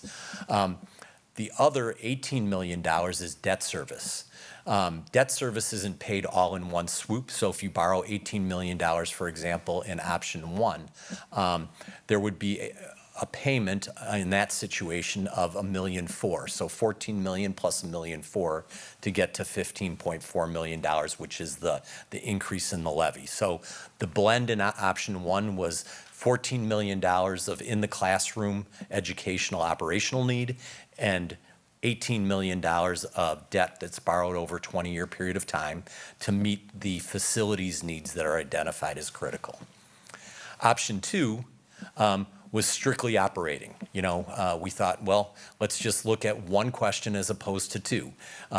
Let's just assume that we go with a plan that is only operational and it's $15.4 million. And of that 15.4, instead of using all 15.4 for in the classroom things, we do a little bit of a little bit of capital needs in that with that dollar amount. As we talked about those two options, we really didn't feel, or the committee did not feel, that option two would satisfy the critical needs going into this phase. And so really they felt that there were facilities needs that needed to be borrowed for, as well as operational needs that needed to be addressed. So then comparing that to option three, $21 million of operating needs and $18 million of facility needs would create an additional levy of 22.4 and a tax rate of 770. As we discussed it for a variety of purposes, I think the committee felt strongly that option A represented a good stepping stone because they felt like the community was owed the opportunity to kind of complete the strategic plan, complete the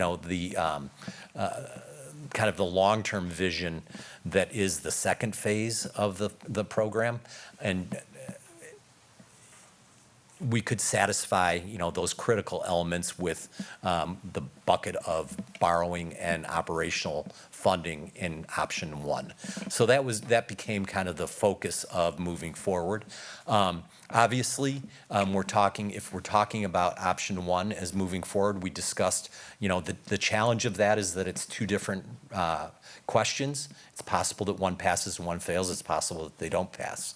It's possible that they both pass. So, that is obviously a challenge, but we feel that the need is easily definable and it's demonstratable. So, I think the committee felt like that was not a challenge that couldn't be overcome. The advantage, obviously, is that it meets those critical needs now and still maintains the tax rate. Option 3, meets greater needs, but we felt like that might be a bridge too far in the current tax climate, given what people are feeling. And so, that was a lot of the conversation that revolved around those 3 options. With that, I'd certainly turn it back to you to interject or ask questions in terms of, points that may have been missed or need to be addressed. Board members? So I have a couple questions. My first, if you're comfortable with jumping to the draft language of the question, my general question is, it says option 1, but unless I'm missing something, we were only given 1 option for the draft question. Is that accurate? Okay. So, I'm sorry. No, you're fine. That is accurate. Well, the draft question is just a draft question. Again, we would have to sit with the board and kind of go through that language based off of if the board decides to move forward. Okay, I just wanted to make sure, since that said option 1, I wasn't missing an option 2. Yeah, no, and great question. And so I think maybe what you're saying is, well, the draft question is $19.5 million of borrowing compared to the 18 that is here. Is that kind of the focus? I haven't gotten to that yet. Okay. Okay, so we currently have 1 option with 2 questions. Yes. So my other question is, since so much time was spent talking about a 2-phased approach, is there a reason that the language includes non-recurring for the operational question? Yeah. Wouldn't it be easier to have a reoccurring? And of course, we would have to look, because that may impact the amount that you initially asked for, and of course, the duration, and then that rolls into my third question, if you'll indulge me, and then answer in any order that makes sense. Are we able to have a reoccurring operational question that either with the same amount each year for a set period of years, or can we do what I'm coining kind of a step ask, and that could either be an increasing amount or decreasing amount if it was reoccurring, let's just say for 3 years? So the answer is yes. Check. So you can. And that's, I'm glad you gave the opportunity to kind of discuss the difference between a non-recurring and recurring. The legislature gives you the opportunity to ask for either a non-recurring, and the non-recurring defines an amount and a time. So think of it as being $1 million for 3 years, and at the end of 3 years, it sunsets. And then you don't have the opportunity to, have those additional dollars without going back to referendum. So that's a non-recurring. And a non-recurring can be structured as an increasing amount. You can define it however you want to, for as long as you want or however you want. May I interject while you're answering me, just to make sure that I'm understanding you? You said for a set period, so like for the example, for 3 years. Isn't that recurring? No, that's Because my understanding, and correct me if I'm wrong, non-recurring means we ask for one amount one time, and if we want more, we got to come back and do that's this correct. again. Non-recurring. But the way So, you and it could be. I'm sorry, not to interrupt. You're fine. It can be defined as non-recurring. It's sunsets, non-recurring sunsets. So it's for a defined period of time. No, because you can have, Yep. And so recurring is different in that it's an amount, and it can step into a recurring amount, but that amount gets added to your revenue base and it stays there forever. forever. Okay, thank you for clearing that up. That's super helpful. So non-recurring could be for 1 year, it could be for 10 years, just a set amount of years. It sunsets, right? It sunsets. Right. Recurring is forever. It's forever. Perfect. And either of those, non-recurring or recurring, could either increase in amounts or decrease in amounts. They don't have to be the same amount every year.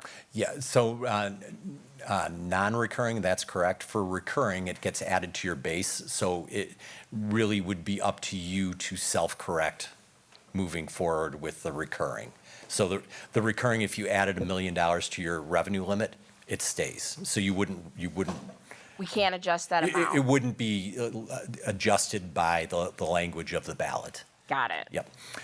That But- was so helpful. So is there a reason that the draft question in front of us, since we talked about doing this in 2 phases, is not, let's see if I can get it right,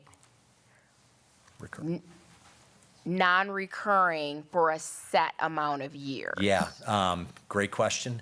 And I don't want to speak for the committee, but I do believe it's kind of a recognition that this is the immediate need, while the board and the administrative team and the public determine what the long-term need is, which would be, the referendum next year.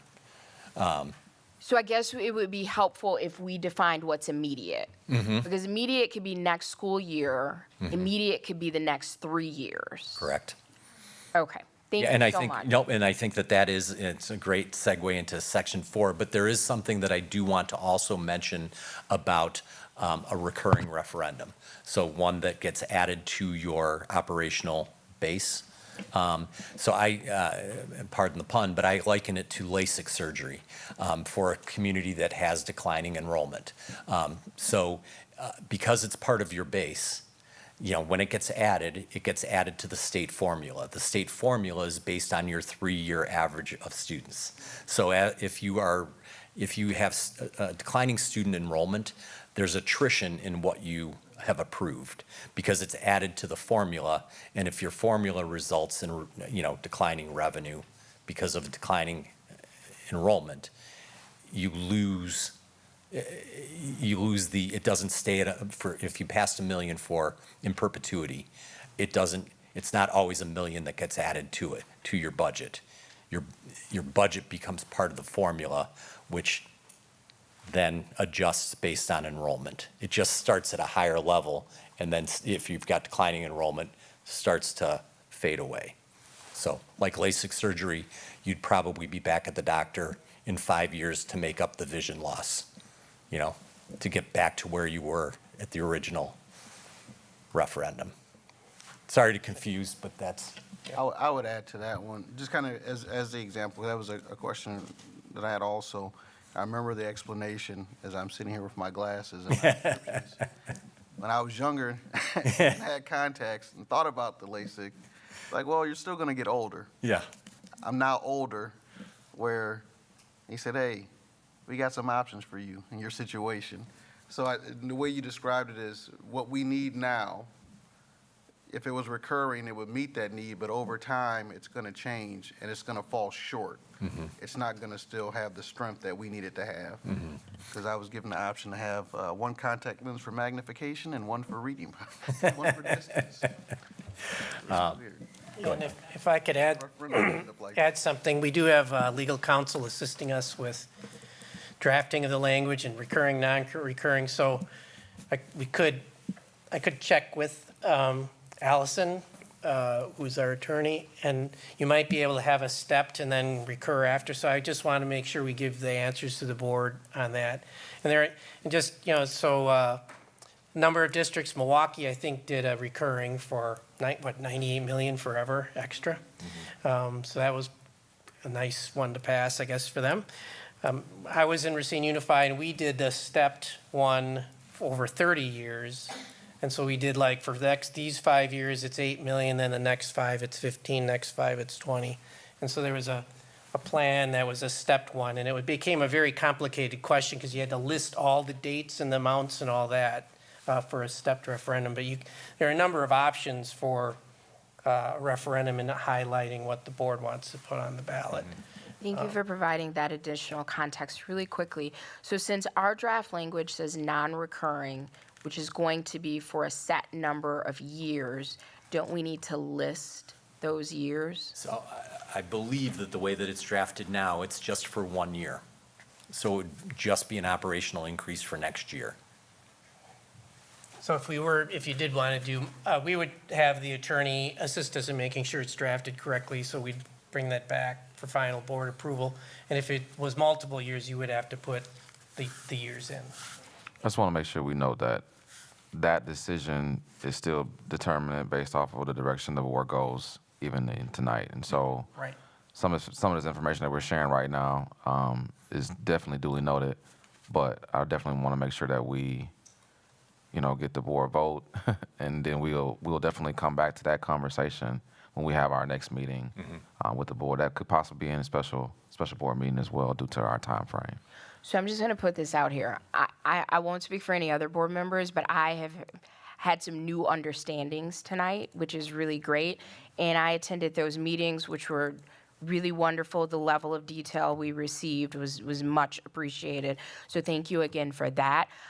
I'm just going to put this on the table, and we can do with this what we will.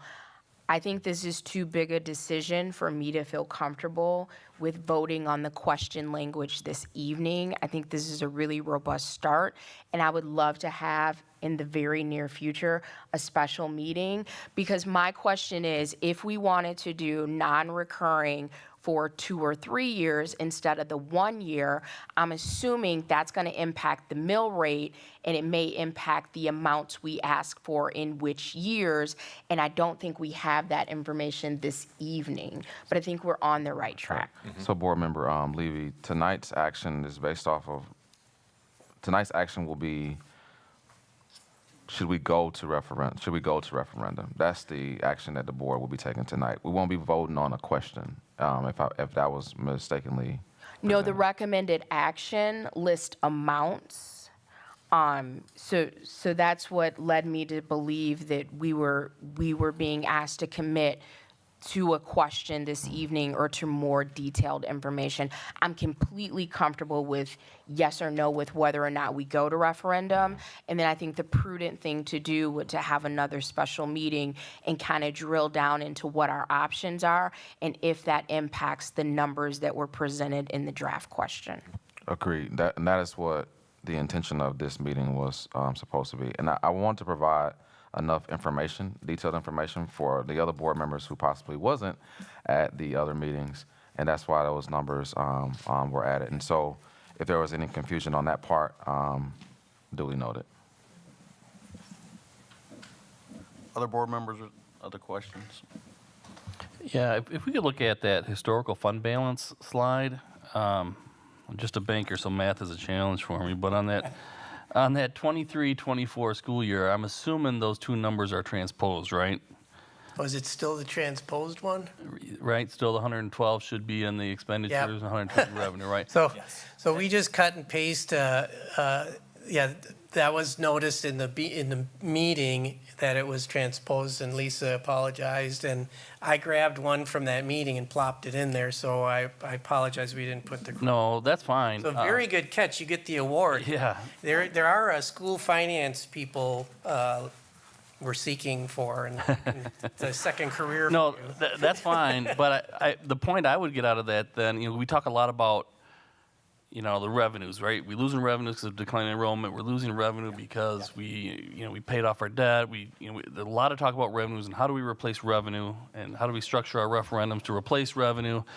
So a lot of focus on revenue. But if you look at just this one simple slide, over this 5-year period, our expenditures have gone up 33%. So I think we have.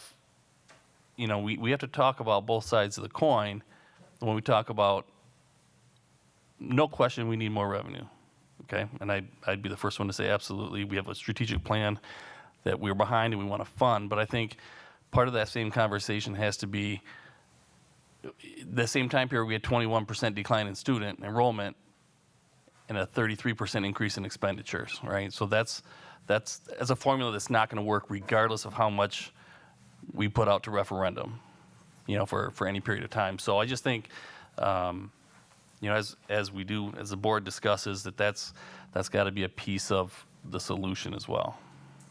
I think that at the meeting that was understood, and there is work being done to work right size, but this a referendum option gives us a little more cushion and time to get to those restructurings to be more efficient. So that was another factor. Because to go like 10 million cuts cold turkey is a little bit challenging. If you could do 10 million over 2 years, it's a little more easier to work out. So Yeah, I know we've had these conversations. I just want to make sure that it's Yep, out there, exactly, being so worked that on. everybody knows that that is part of our process, and not strictly looking at revenue numbers. Right, I think I'll go back to like the context in the conversation again. With the ad hoc committee, having the opportunity to study and all of these documents and information being provided so that they have the basis of understanding the same numbers that have been presented to the board, because people tune in at different times to these conversations in our community. The budget conversation is a conversation that we've had, but here we are in January. There are actions that we would need to take in January, referendum-wise, and there's also actions that we need to take budget-wise, and they're going to be lockstep in January, February, March, and April together. It kind of looked this reconfiguring conversation. So all of these things are it's all kind of happening together on both ends. But as we've said before, these are all things that kind of need to be done, or we face with making, $10 million cuts in 1 year. I think, and like we said, as we talked about as 7 board members who are citizens with jobs and kids, and then our administration working as they work, it's a matter of pacing. How many things can you get done at once? And so, like I said, we're trying to put ourselves in the best position. And so that I think one of the major points when we got to this part of the presentation was what is necessary to create stability for our district. We even had, as we had looked at the facility study that's necessary to help us generate what our needs for capital options would be, is that we don't have our facility study. So that's another space in 2023 where an opportunity there could not be maximized because we only have facility needs for certain parts of what our total physical plan are. But with the addition of time, when we get to 2024, we have options to do other things. And so the questions I had are kind of along with what Board Member Levy asked in terms of the time space. I know that because it's a limited time, and we thank the committee and those citizens that came and spent their time to help understand the district's issues and give us their ear and their thinking. What other, we know that all these opportunities can be explored at once, but just that those citizens also looked at these same things and said, yeah, you need to do something. So that's kind of where we're at.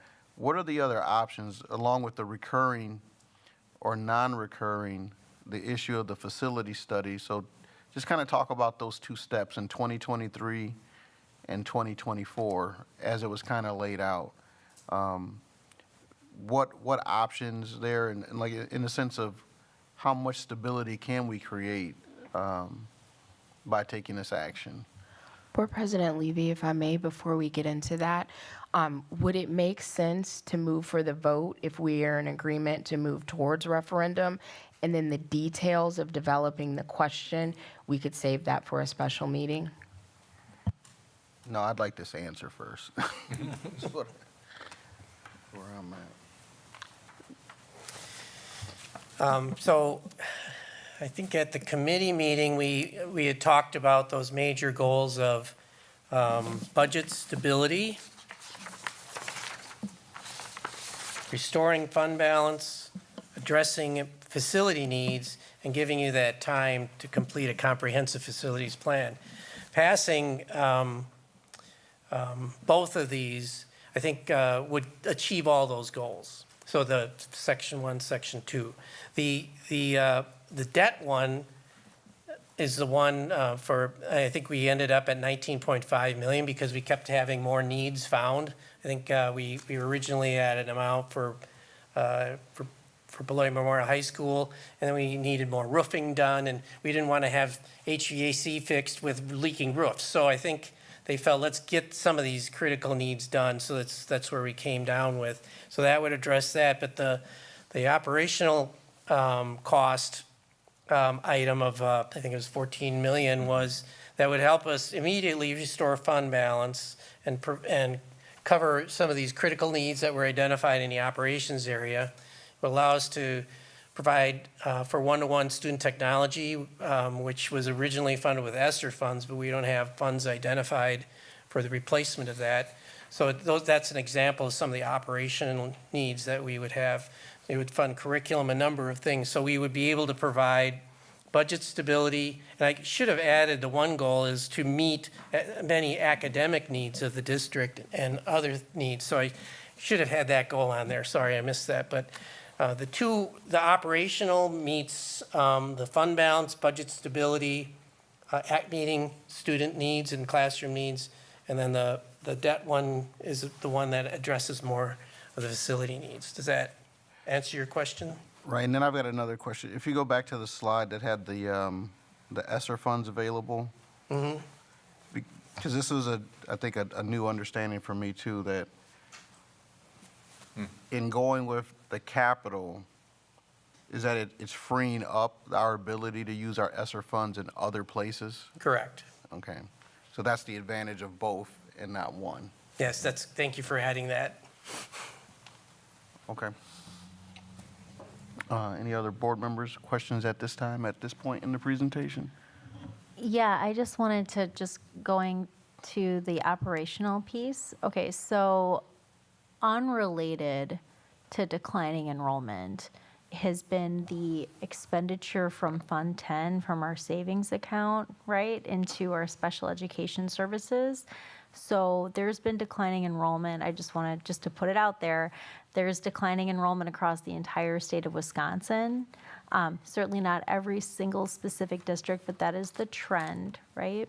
And the school district of Beloit provides special education services to students regardless of what our enrollment is. And I believe, I have not looked back beyond the last 2 years, but I believe the last 2 years we spent around $10 million from our Fund 10 to our Fund 27 for special education. So I guess my question is, and I guess I'm more, it's like both a question and just putting it out to my colleagues here for consideration, right? We have like a commitment to equitably serve our students, and if we need to fund special education for our kids, like regardless of what the climate of anything is, right? Because those are the kids who have like the highest needs. So I just want to understand, like in that $14 million operationally that's been put forward, personally, like I would like to see an operational referendum figure that accounts for not having to dig into our savings account to just like give basic services to our kids with the highest needs in our community. Because like we have more students receiving special education services than area districts do, and that is like our primary job. So like our primary job is to educate kids equitably, and we can't do that without fully funding special education. That cost is supposed to be met by the state and federally, and it has never been federally met. Like at the federal level, it's supposed to be funded at 40%. It's never happened in the history since IDEA. It's never happened. And ever since revenue limits were put into place, and was it 92 or 93? It's like the 90s. Right, back in the 90s, Yeah. when all the cool kids were in school. I'm just kidding. So I'm just teasing. Anyway, yeah, no, I mean, so that was supposed to be reimbursed at 2/3, and that's never happened. So historically speaking, federally, we can't rely on lawmakers to fully fund special education. At the state, we cannot rely on our state lawmakers to fully fund special education. It's never happened. Right? Nonpartisan, it just never happened. So we in our community who these children belong to, like, have an obligation to provide services to our kids. And so for me, as a parent and a taxpayer, I want to make sure that my tax bill reflects, can our school district where my children go afford to fund education equitably for all of our kids? Right? And so I want to understand, like, for the operational number in that 14 million, what extent does that address, I guess, that Fund 27, like that issue of having to dig into our savings account year after year to complete funding for special education?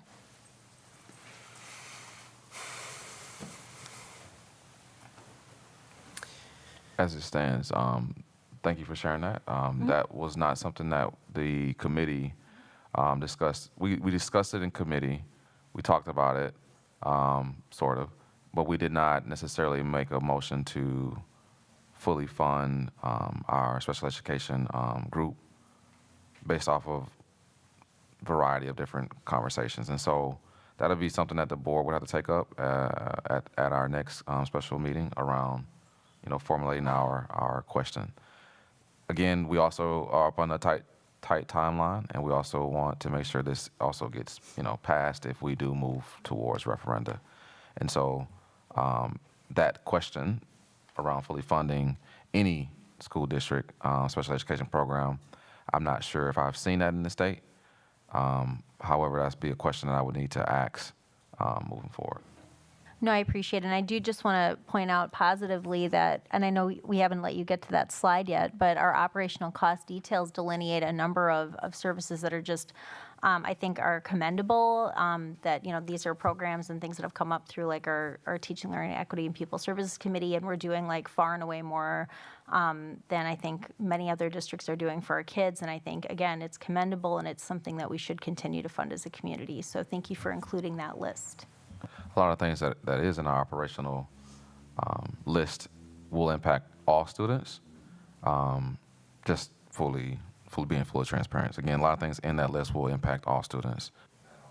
And that also includes all students with special needs. I move approval to develop at least one referendum question for the April 2023 ballot.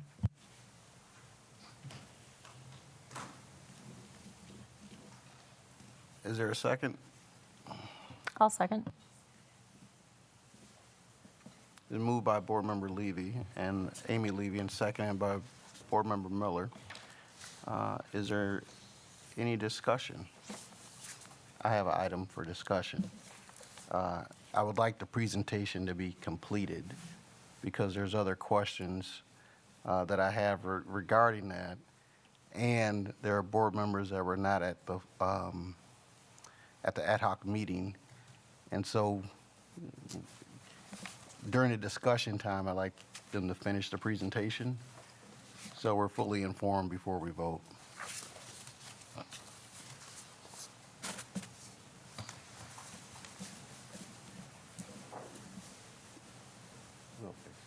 It'll get fixed. All right.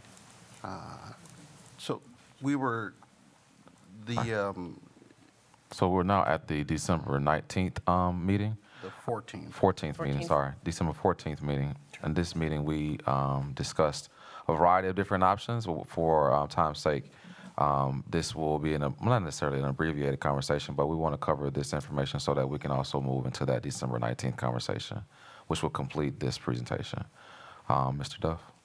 Yeah, so one of the items came up with had dollar amounts, but people wanted to know the details behind the request. So we came back with detailed capital, the proposed capital project detail. Mr. Woods came out with the capital project details that's in this list. It's for the Beloit Memorial High School HVAC upgrades. It's about a $15 million project, but there is also additional projects that were identified, and that's not on this list, but it was the 4th Street, maybe it is on here. Yeah. It's on page 2. Okay, Yeah. I didn't know it was that long. Okay, so then there's the 4th Street reconfiguration, the turf at the Jacobson Field, and then there are some additional roofing requests that were added to this to come up with eventually it was discussed to go to about $19.5 million in borrowing for capital projects. And then there's the operational costs. There was, this list has been provided. This was put together by administrative staff. They can answer further questions, but these are some of the areas identified as operational cost needs that could be funded. So this would be about $7 million, and that would allow if we're asking for $14 million, it would allow another $7 million to restore fund balance. But some of those items are listed as social and emotional behavior initiatives, academic achievement, new curriculum, integrated literacy, technology. The other thing is it allows for the second round of one-to-one technology to be purchased for students. So that was some of the operational cost details that they came up with. So any questions for that meeting? So in that meeting, I guess in that project, that is that $5 million, that's, I think we allocated that from the ESSER funds to work on the HVAC, but adding that capital project creates the opportunity, if it were passed, to move that $5 million in ESSER back to other needs. Correct. Okay. So that's in addition to what was proposed. Okay.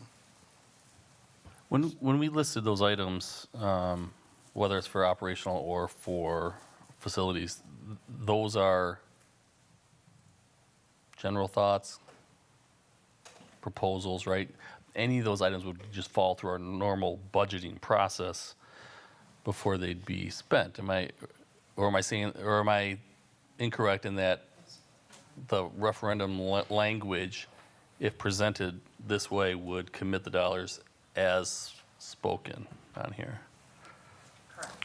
Correct. We are on the books for a lot of, so the information that you see from the Teaching and Learning Department and of course People Services, we are already on the books to pay for those items. By going to operational referenda, we'll be asking the public to support us in these efforts, which would then of course free up dollars to be used for something else. That make sense? Yep. So again, it gives us the opportunity to use different funds for different opportunities. And if anyone from the administrative staff would like to add to that, you definitely can. And it would be, on the facilities side, we do not have enough funding in the district's budget to complete the HVAC project, the Jacobson Field, all that stuff would be extremely hard pressed to fund that out of the existing budget. So this would be something that would be over and above. But There for were example, some, like Imagine Math, right? Okay, it's a program. Okay, I don't know much about it, but let's just say 6 months from now you decide, we pass a referendum, we don't want to do that. Is that already committed because of how we? So we picked things strategically that are already in our plans as far as what's in alignment to the strategic plan and where we're going in our needs for the district for social, emotional, behavioral, and then academic. So for example, we've already been working for the last year to do a math adoption. It's in our curriculum renewal every 5 years with the idea to come to the board for spring approval this spring. And so this operational ask would pay for that adoption that could occur, and then that would remove that off the district funding, right, because we're trying to reduce our deficit. So those are the types of things we thought through. Other things in there are integrated technology pieces. Those specific platforms are platforms that we've been using that so far have shown what we would say in the research world an effect size, right, an impact. But, again, we would review that for another contract, again, if it's not showing the outcomes that we want. Sure, yeah, and Yep. the comment isn't about any specific Yep. line item, but just the commitment to the line items. Yes, there's a commitment there in our planning. And something I would point out that I think is pretty strategic is if you look at the technology piece, if you think about bookending our ESSER funds, the first book end purchased enough equipment for us to be one-to-one devices.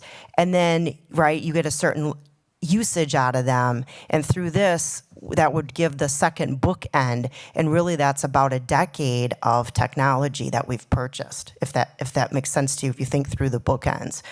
So there are some thoughtful things there that we would be committed to, that we wouldn't walk away from, if this ask were to come. Sure. Did I get Ms. Yep. I mean, I think the only thing is it's not like a wish list. It's no new initiatives. It's things we're already planning on doing, like Teresa said, that align with the whole child and the strategic plan. And like Dr. Garrison said, it's universally is how we picked those items was it's universal at all levels, so it will reach all children, including students with special needs. Last slide. And we'll now present our last slide, our December the 19th final meeting. Sure.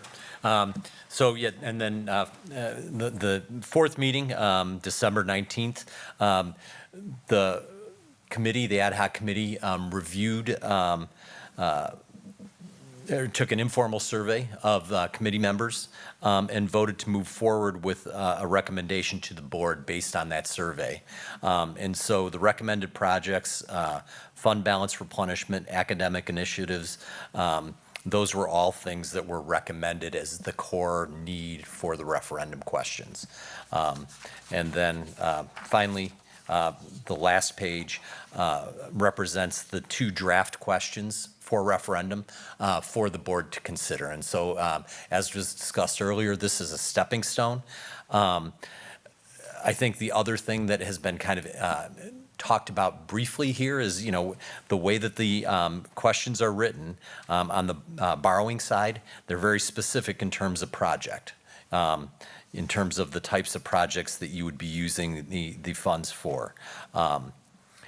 There'd be, some latitude with regard to furnishings and fixtures, but, there are very specific projects that are defined there. With regard to the operational piece,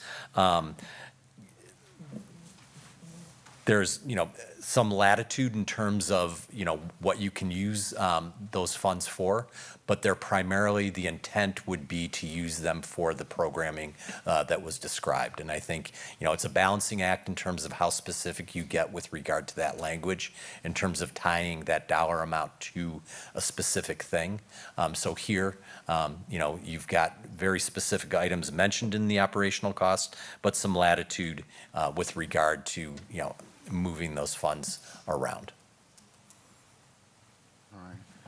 I would just like to note that, again, in our ad hoc committee conversations, these were the estimated numbers. Again, the board has the right to decide to go over that number or under that number, or based off of future conversations. All right. Board members, other questions as we complete the discussion here? So my question is that, very kind of like, I think you were going to say something about it based on someone's question. But so when you had your referendum options / meeting 2 slide, so you gave like option 1, 2, and 3. Mm-hmm. So in option 1, like you have that $15,400,000, which would keep us at the same mill rate. Well, on here you have the you're asking to borrow 19.5 million, and still have that operating of 14 million. What kind of impact on the mill rate would you guys expect if we did that? If you bumped it up that $1.5 million, Yeah. it would be negligible. So one of the things, we've got an estimate for debt service payment in 2023 in the next budget, 23-24 budget. You have some flexibility in what that debt service payment is. And so, if you borrow an additional $1.5 million, it doesn't mean that $1.5 million gets paid that next year. So I think we could still, with that additional $1.5 million, meet the tax impact of 478 by, structuring the payments so we're not making as large a payment in the year that we've got the operational piece. So we can push some of that payment further out. Okay, cool. I just want to make sure that. It's a question I would have. Yeah. Yeah. Thanks. All right. Other questions? All right. Megan? Yeah, just to clarify, essentially what option 1 is presented like for stability purposes, like that's one of the advantages, right? Like this year it's 478. If we were to pass referendum questions, because there would be 2, right? Under that kind of framework, it would essentially be stable for the next year or two, or if, depending on whether it's. Well, just so now. right now, that provides, as was discussed earlier. Right. It's a non-recurring referendum for. Sure. The 14 million for the operational piece. That would not be there the following year, right? So like this, if next year we went to referendum and decided, yeah, that 14 million operational sure did work, we would include that as along with like a new capital, and it would still, like, with the aspiration of keeping things stable and predictable for taxpayers. Is that correct? Okay, I just wanted to kind of build on, I think, Board Member Anderson's question there. Thank you. Yeah, so that brings us to, where we were at with the work from school perceptions at the end, where we said what was left for us was to define what projects, how much, and how long. So as, like we said, the committee could only do so much in that time, and that puts us in a good space now to make some of these other decisions. Board Member Levy, can you restate your motion as we've had our discussion? If there's no one else. All right. Can you restate your motion, please? Sure. I move approval to develop at least one referendum question for the April 2023 ballot. And that was moved by Board Member Levy, Amy Levy, seconded by Board Member Megan Miller. We've had our discussion. Can we have let's take a roll call vote. Sure. Spencer Anderson, Aye. Amy Levy, Aye. Greg Schneider, Aye. Megan Miller, Aye. Joanne Winfield, Aye. Brian Anderson, Aye. Sean Levy. Aye. Motion carried.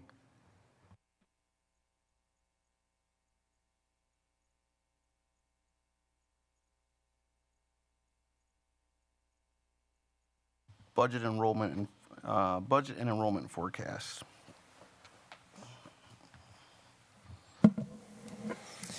Okay, so as I mentioned, we were going to start having more of a monthly update to the board on budget status, and we were moving up the budget timeframe to have an earlier consideration of the budget, hopefully passing something as an interim budget in June, and then an updated final budget in October. The district's past practice has been a very late budget, which isn't a practice that many other districts have. So to kick off everything, this is the kickoff of everything for the budget season. And so I have the enrollment projection that we will use as a assumption for building the budget and for staffing. So I'm gonna try and share this here. A tab. So I don't know if you can see this, but this is, I have a model that I use for enrollment projections, and it has all the historical projections or actual amounts for the prior years back to 2018-19, so you can see the total amount by grade. And so in 18-19, there was 6,438 students, and open enrollment out was 721. Some of the PK 3-year-old kids were 36. So we had 7195. This year's enrollment in 22-23 is down to 6073. So that's quite a drop in student enrollment. So what happens with a projection is you do a cohort survival model and you kind of see how each class goes. And I think you can see that this is just kind of showing you how it's done is there's survival ratios. So this line right down here shows what percent it drops every year. So for example, in every year, 4th grade drops about 5%. Every year, 6th grade drops 9% on average. So it's assuming that every student the prior year is going to come back next year isn't an accurate assumption. So it's just something to keep in mind. So using this these assumptions and models, it shows that the district's enrollment would drop another, down to about 4,925 students next year. PK at about, we think there's an actual slight enrollment tick for 3-year-olds, looking at Department of Health Services. So I gave an extra 2 students for 3-year-old. And then outside open enrollment, last year it was, actually went down as flat, so I have that as flat. So, but it does show that we will continue to have declining enrollment until things show otherwise. One of the things you can see is that the pipeline coming in is much smaller of students, 300s. In 2018-19, you were in 430, so 430, 470, 450 was your first grade levels. Now it's coming in at 360, 350. So as that moves its way through the system, you're going to have declining enrollment pretty soon in your upper grades. You're going to have fewer students as well. So this is the projection we would be using for that. I do have, let's see here. Did that one work? I think I have to share this tab instead. So this is just a graphical representation showing the decline in enrollment by age group. And then, but it also has a percentage by cohort. So your early learning has dropped quite a bit. 5K to 3 is down 22%, 4 to 8 down 28%, and your high school is down about 16% since 2018-19. So that's kind of shows you what's going on. And at some point, that decline in earlier grades is going to slam into the high school, unfortunately. So, any questions on enrollment? How does this compare to state trends? Like, is there a percentile, like what, I know that we're probably higher, right, than the state averages are. Can you tell us like how much higher-ish? I would have to get that to you. Just a second, I'm going to make. Oh, that's okay. Yeah, I mean, it can come like at a future, but I think that's something as a board member I want to consider, like. Right. So all districts in the state are dealing with declining enrollment. You have the unique situation of having an independent charter that opened up that's taking out a higher chunk of kids. So they're taking an extra 90 kids a year. At some point that'll stop because they'll be full. And so part of this decline is the impact of the independent charter. That's part of it. Would it be possible, and it's like no rush, but next time you come back and bring us this wonderful report, which I'm excited to get, because it's obviously very important. I'm curious to know, like, if you take out the impact of the independent charter school, where we are, like, how do we compare on average to other schools in Wisconsin, so we can see like with and without that impact? Because I think, like, as a board member, I want to understand how we're performing and really kind of take those factors apart as much as possible, so we have like a good in-depth analysis of like where we can make the biggest impact in turning those trends around, right? Because part of the point of this is to understand where are students leaving and why, and how do we invest in our district in such a way that brings children and families back, right? Sounds good. Cool. So as we're at currently, our total is 6073. When we're projecting, like when we're using the Baird model and putting assumptions in for 23-24 and 24-25, are you using that 5843 number and 5405 number? What are we building off the future? So I use the Baird model. It's a very sophisticated forecast model, and I do put in these projections to help us plan out into the future. So I'll have a much more extensive forecast presentation based on the Baird model. It's really early to use the Baird model. It might be better to understand where the legislature might be going, but we can give you a presentation using the Baird model based on some assumptions of different options, but we do have that. But for our enrollment, you use this projection, these numbers. As you said, it would be an appropriate assumption to assume that then enrollment is increasing because we're seeing that it's decreasing. Right. And should continue to plan for it to decrease. That's my recommendation. I think what's hard is that, naturally we want, again, I'm gonna publicly state that we want our students to come back. We want our families to come back to School District of Beloit. We will be making necessary changes that we're, moving towards as it pertains to our reconfiguration. And so hopefully, again, through those reconfiguration conversations and the board's decision to, support it, we will possibly see, I want to say we want to see an increase based off of what our families would like to see as it pertains of our reconfiguration. I just want to note that as well. And on that theme, if you look at the grade levels that are in the 4 through 8, like there is a slightly higher percentage at those grade levels. So it may mitigate some of that concern and have people stay longer in the elementary schools, but that's a theory.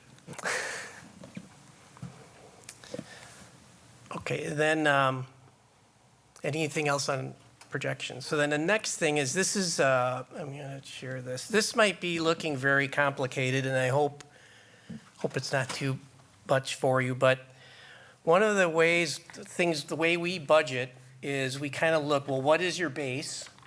This is what our current base is, and where are you gonna be at? What are the changes to base? So this is kind of a budget assumptions using your base and where you're gonna be. So always keep that in mind. Some people will look at the numbers and it's always a change to the base. So, for example, on the first line, I have school enrollment.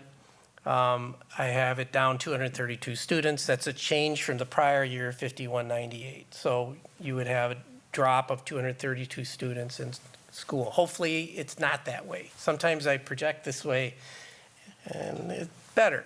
So, and then there is this revenue limit 3-year enrollment average. So one of the things is our 3-year average that they were talking about. I think I have an error there for fiscal year 23. I got to fix. We count in our 3-year enrollment average the independent charter school enrollment. So they go up 90, we may go down, but their increase offsets our decrease, so then the 3-year enrollment average is affected. So it does affect our funding somewhat, so it's just something to keep in mind if you're wondering, well, why is that different? Open enrollment out, I'm assuming flat because last year it was flat, so it seems as though the dynamic of what's going on in the community may be flattening out. And then the independent charter enrollment, I think last year they are adding a grade. And so last year they increased by 90. So that I'll assume that for this one, but they did tell us we should call them and ask so we know. So at some point we'll make a phone call and say, how many do you think you will be adding for your grade level? I think that is actually a good idea. We should talk, and then it'll help us project our budget better. And then voucher enrollment was at about 164 students. I think that'll be flat as well. So the other thing is I did assume an increase in state funding of $200 per student. We don't know where it's going to be, so I thought it'd be 200 student. And one of the things that happens is if you increase state funding per pupil, it also increases how much you're paying for open enrollment per pupil. So that increase actually increases our expenses for open enrollment. So that would be about a $750,000 impact. Independent charter school addition would also go up, and we would have that amount would increase, plus you have the additional students leaving that we pay tuition for. So I do have big arrows. This is very early, but we do have assumptions of efficiencies in staffing. So I have that as to be determined. So there are efforts that we're working on, and we will have that to be brought back later once the staffing process is started and goals are set. The other thing is we do have enrollment or a benefit consultant that will give us targets for where our health benefit costs will be. And So it's a little early. I think we will probably be meeting with them for the next few months and get a better target where our benefit costs will be. I think the last year was a significant increase in benefit percentage. The department budget changes, it's still a little early. We'll be developing goals for department budgets. And then like operational cost inflationary adjustment, we're still early on that, but we'll add that at some of those at the subsequent month reports. So an operational cost inflationary adjustment might be people transportation just went up 3%, or utilities are going up 3%, 3 or 4%, and we would put in a dollar amount. Our hope is that we might be able to save on that. The other thing is at some point, the board and others would have to decide on a level of compensation adjustment and the impact that would have on the budget. So if you add X percent to employee compensation, it would add to our shortfall. So at this point, without all that, I have about a $1.5 million increase in expenses. But then down here, I have a revenue changes. So at the committee report, Finance and Operations, I talked about this TID revenue we received, and that was really wonderful, but it's one-time revenue and it goes away. So that is in our base revenue. It's now going away, so that adds to our structural deficit. We also, because of our declining enrollment over time, our state revenue limit will be declining by about $2.5 million. And then we do expect, I did have a $200 increase in per pupil aid, so that adds $1 million. But overall, I have a and then plus, we did use ESSER funding to pay for some compensation costs, so that was a one-time thing. So I'm assuming that that's going away, but we have about $3.35 million in revenue. So if you add less revenue, more expense, I have it at about a $5 million budget deficit to deal with without considering inflationary cost increases, salary and compensation, and benefit cost increases.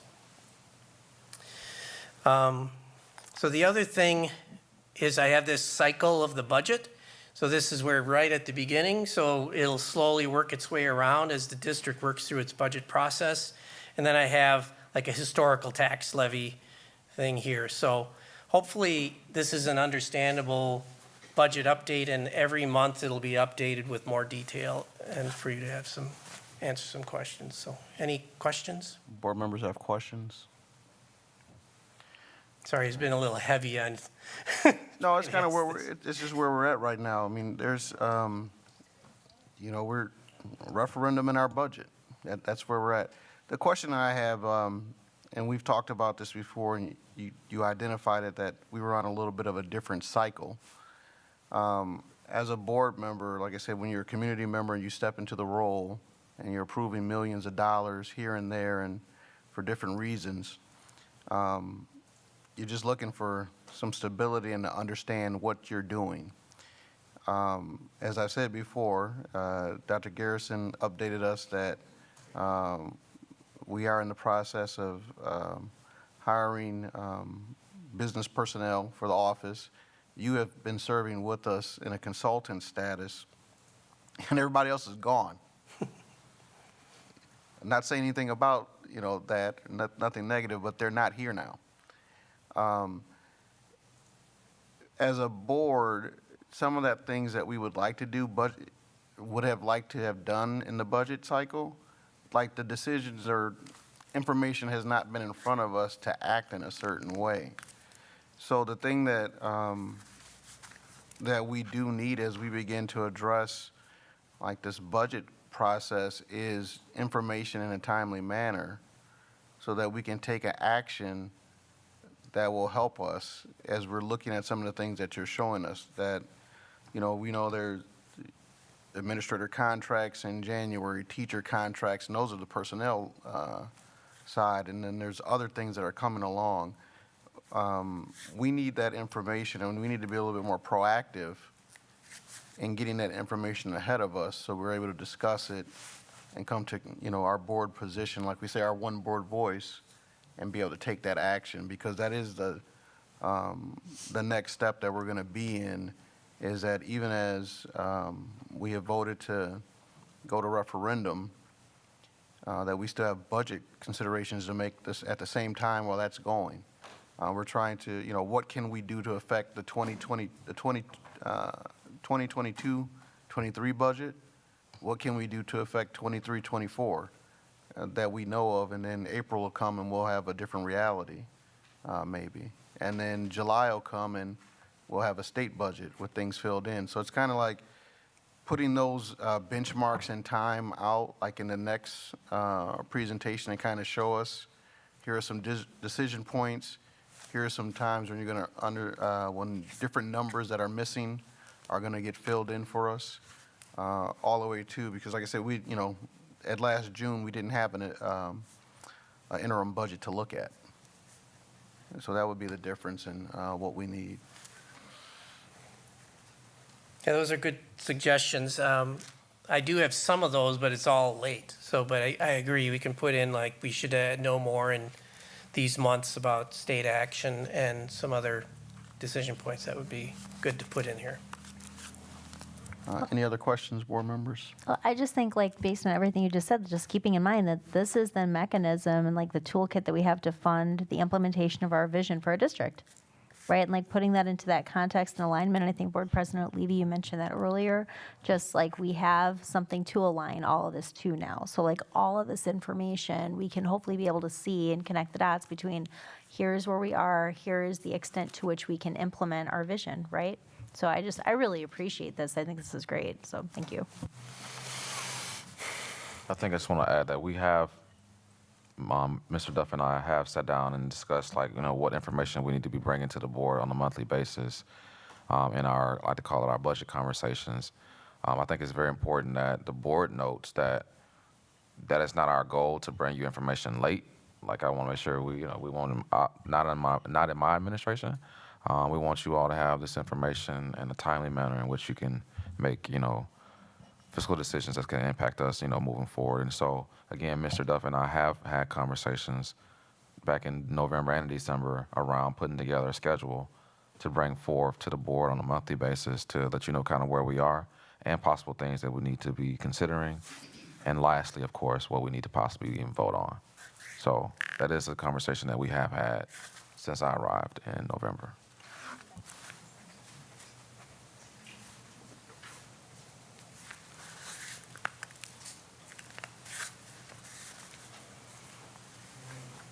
Thank you, Mr. Duff. Thank you.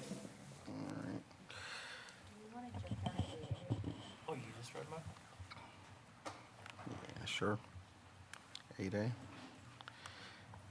Yeah, because we will be adjourning from closed session. So 8A, our future meeting dates, business operation and finance. No, that was today. Oh. Future meeting dates, policy committee meeting, Wednesday, January 4th at 5:30. Teaching, learning, equity, and pupil services, Tuesday, January 17th at 5:30. Governance, Tuesday, January 24th at 5:30. And I think our regular board meeting is missing. But that'll be on the 17th at 7 p.m. And the HR committee also at 6:30. 7. Executive session. Motion may be made and a vote taken to convene the Board of Education to close session pursuant to Section 19.85, parentheses 1, parentheses C, relative to considering employment, promotion, compensation, or performance evaluation data of any public employee over which the governmental body has jurisdiction or exercises a responsibility. Is there a motion? So moved. It's been moved by Board Member Greg Schneider. Is there a second? Second. Seconded by Board Member Amy Levy. Is there any discussion? Hearing none, Mr. Shope, can you give us a roll call vote, please? Yes. Spencer Anderson, Aye. Megan Miller, Aye. Joanne Winfield, Aye. Greg Schneider, Aye. Amy Levy, Aye. Brian Anderson, Aye. Sean Levy. Aye. Motion carried unanimously. All right. We'll be adjourning from closed session.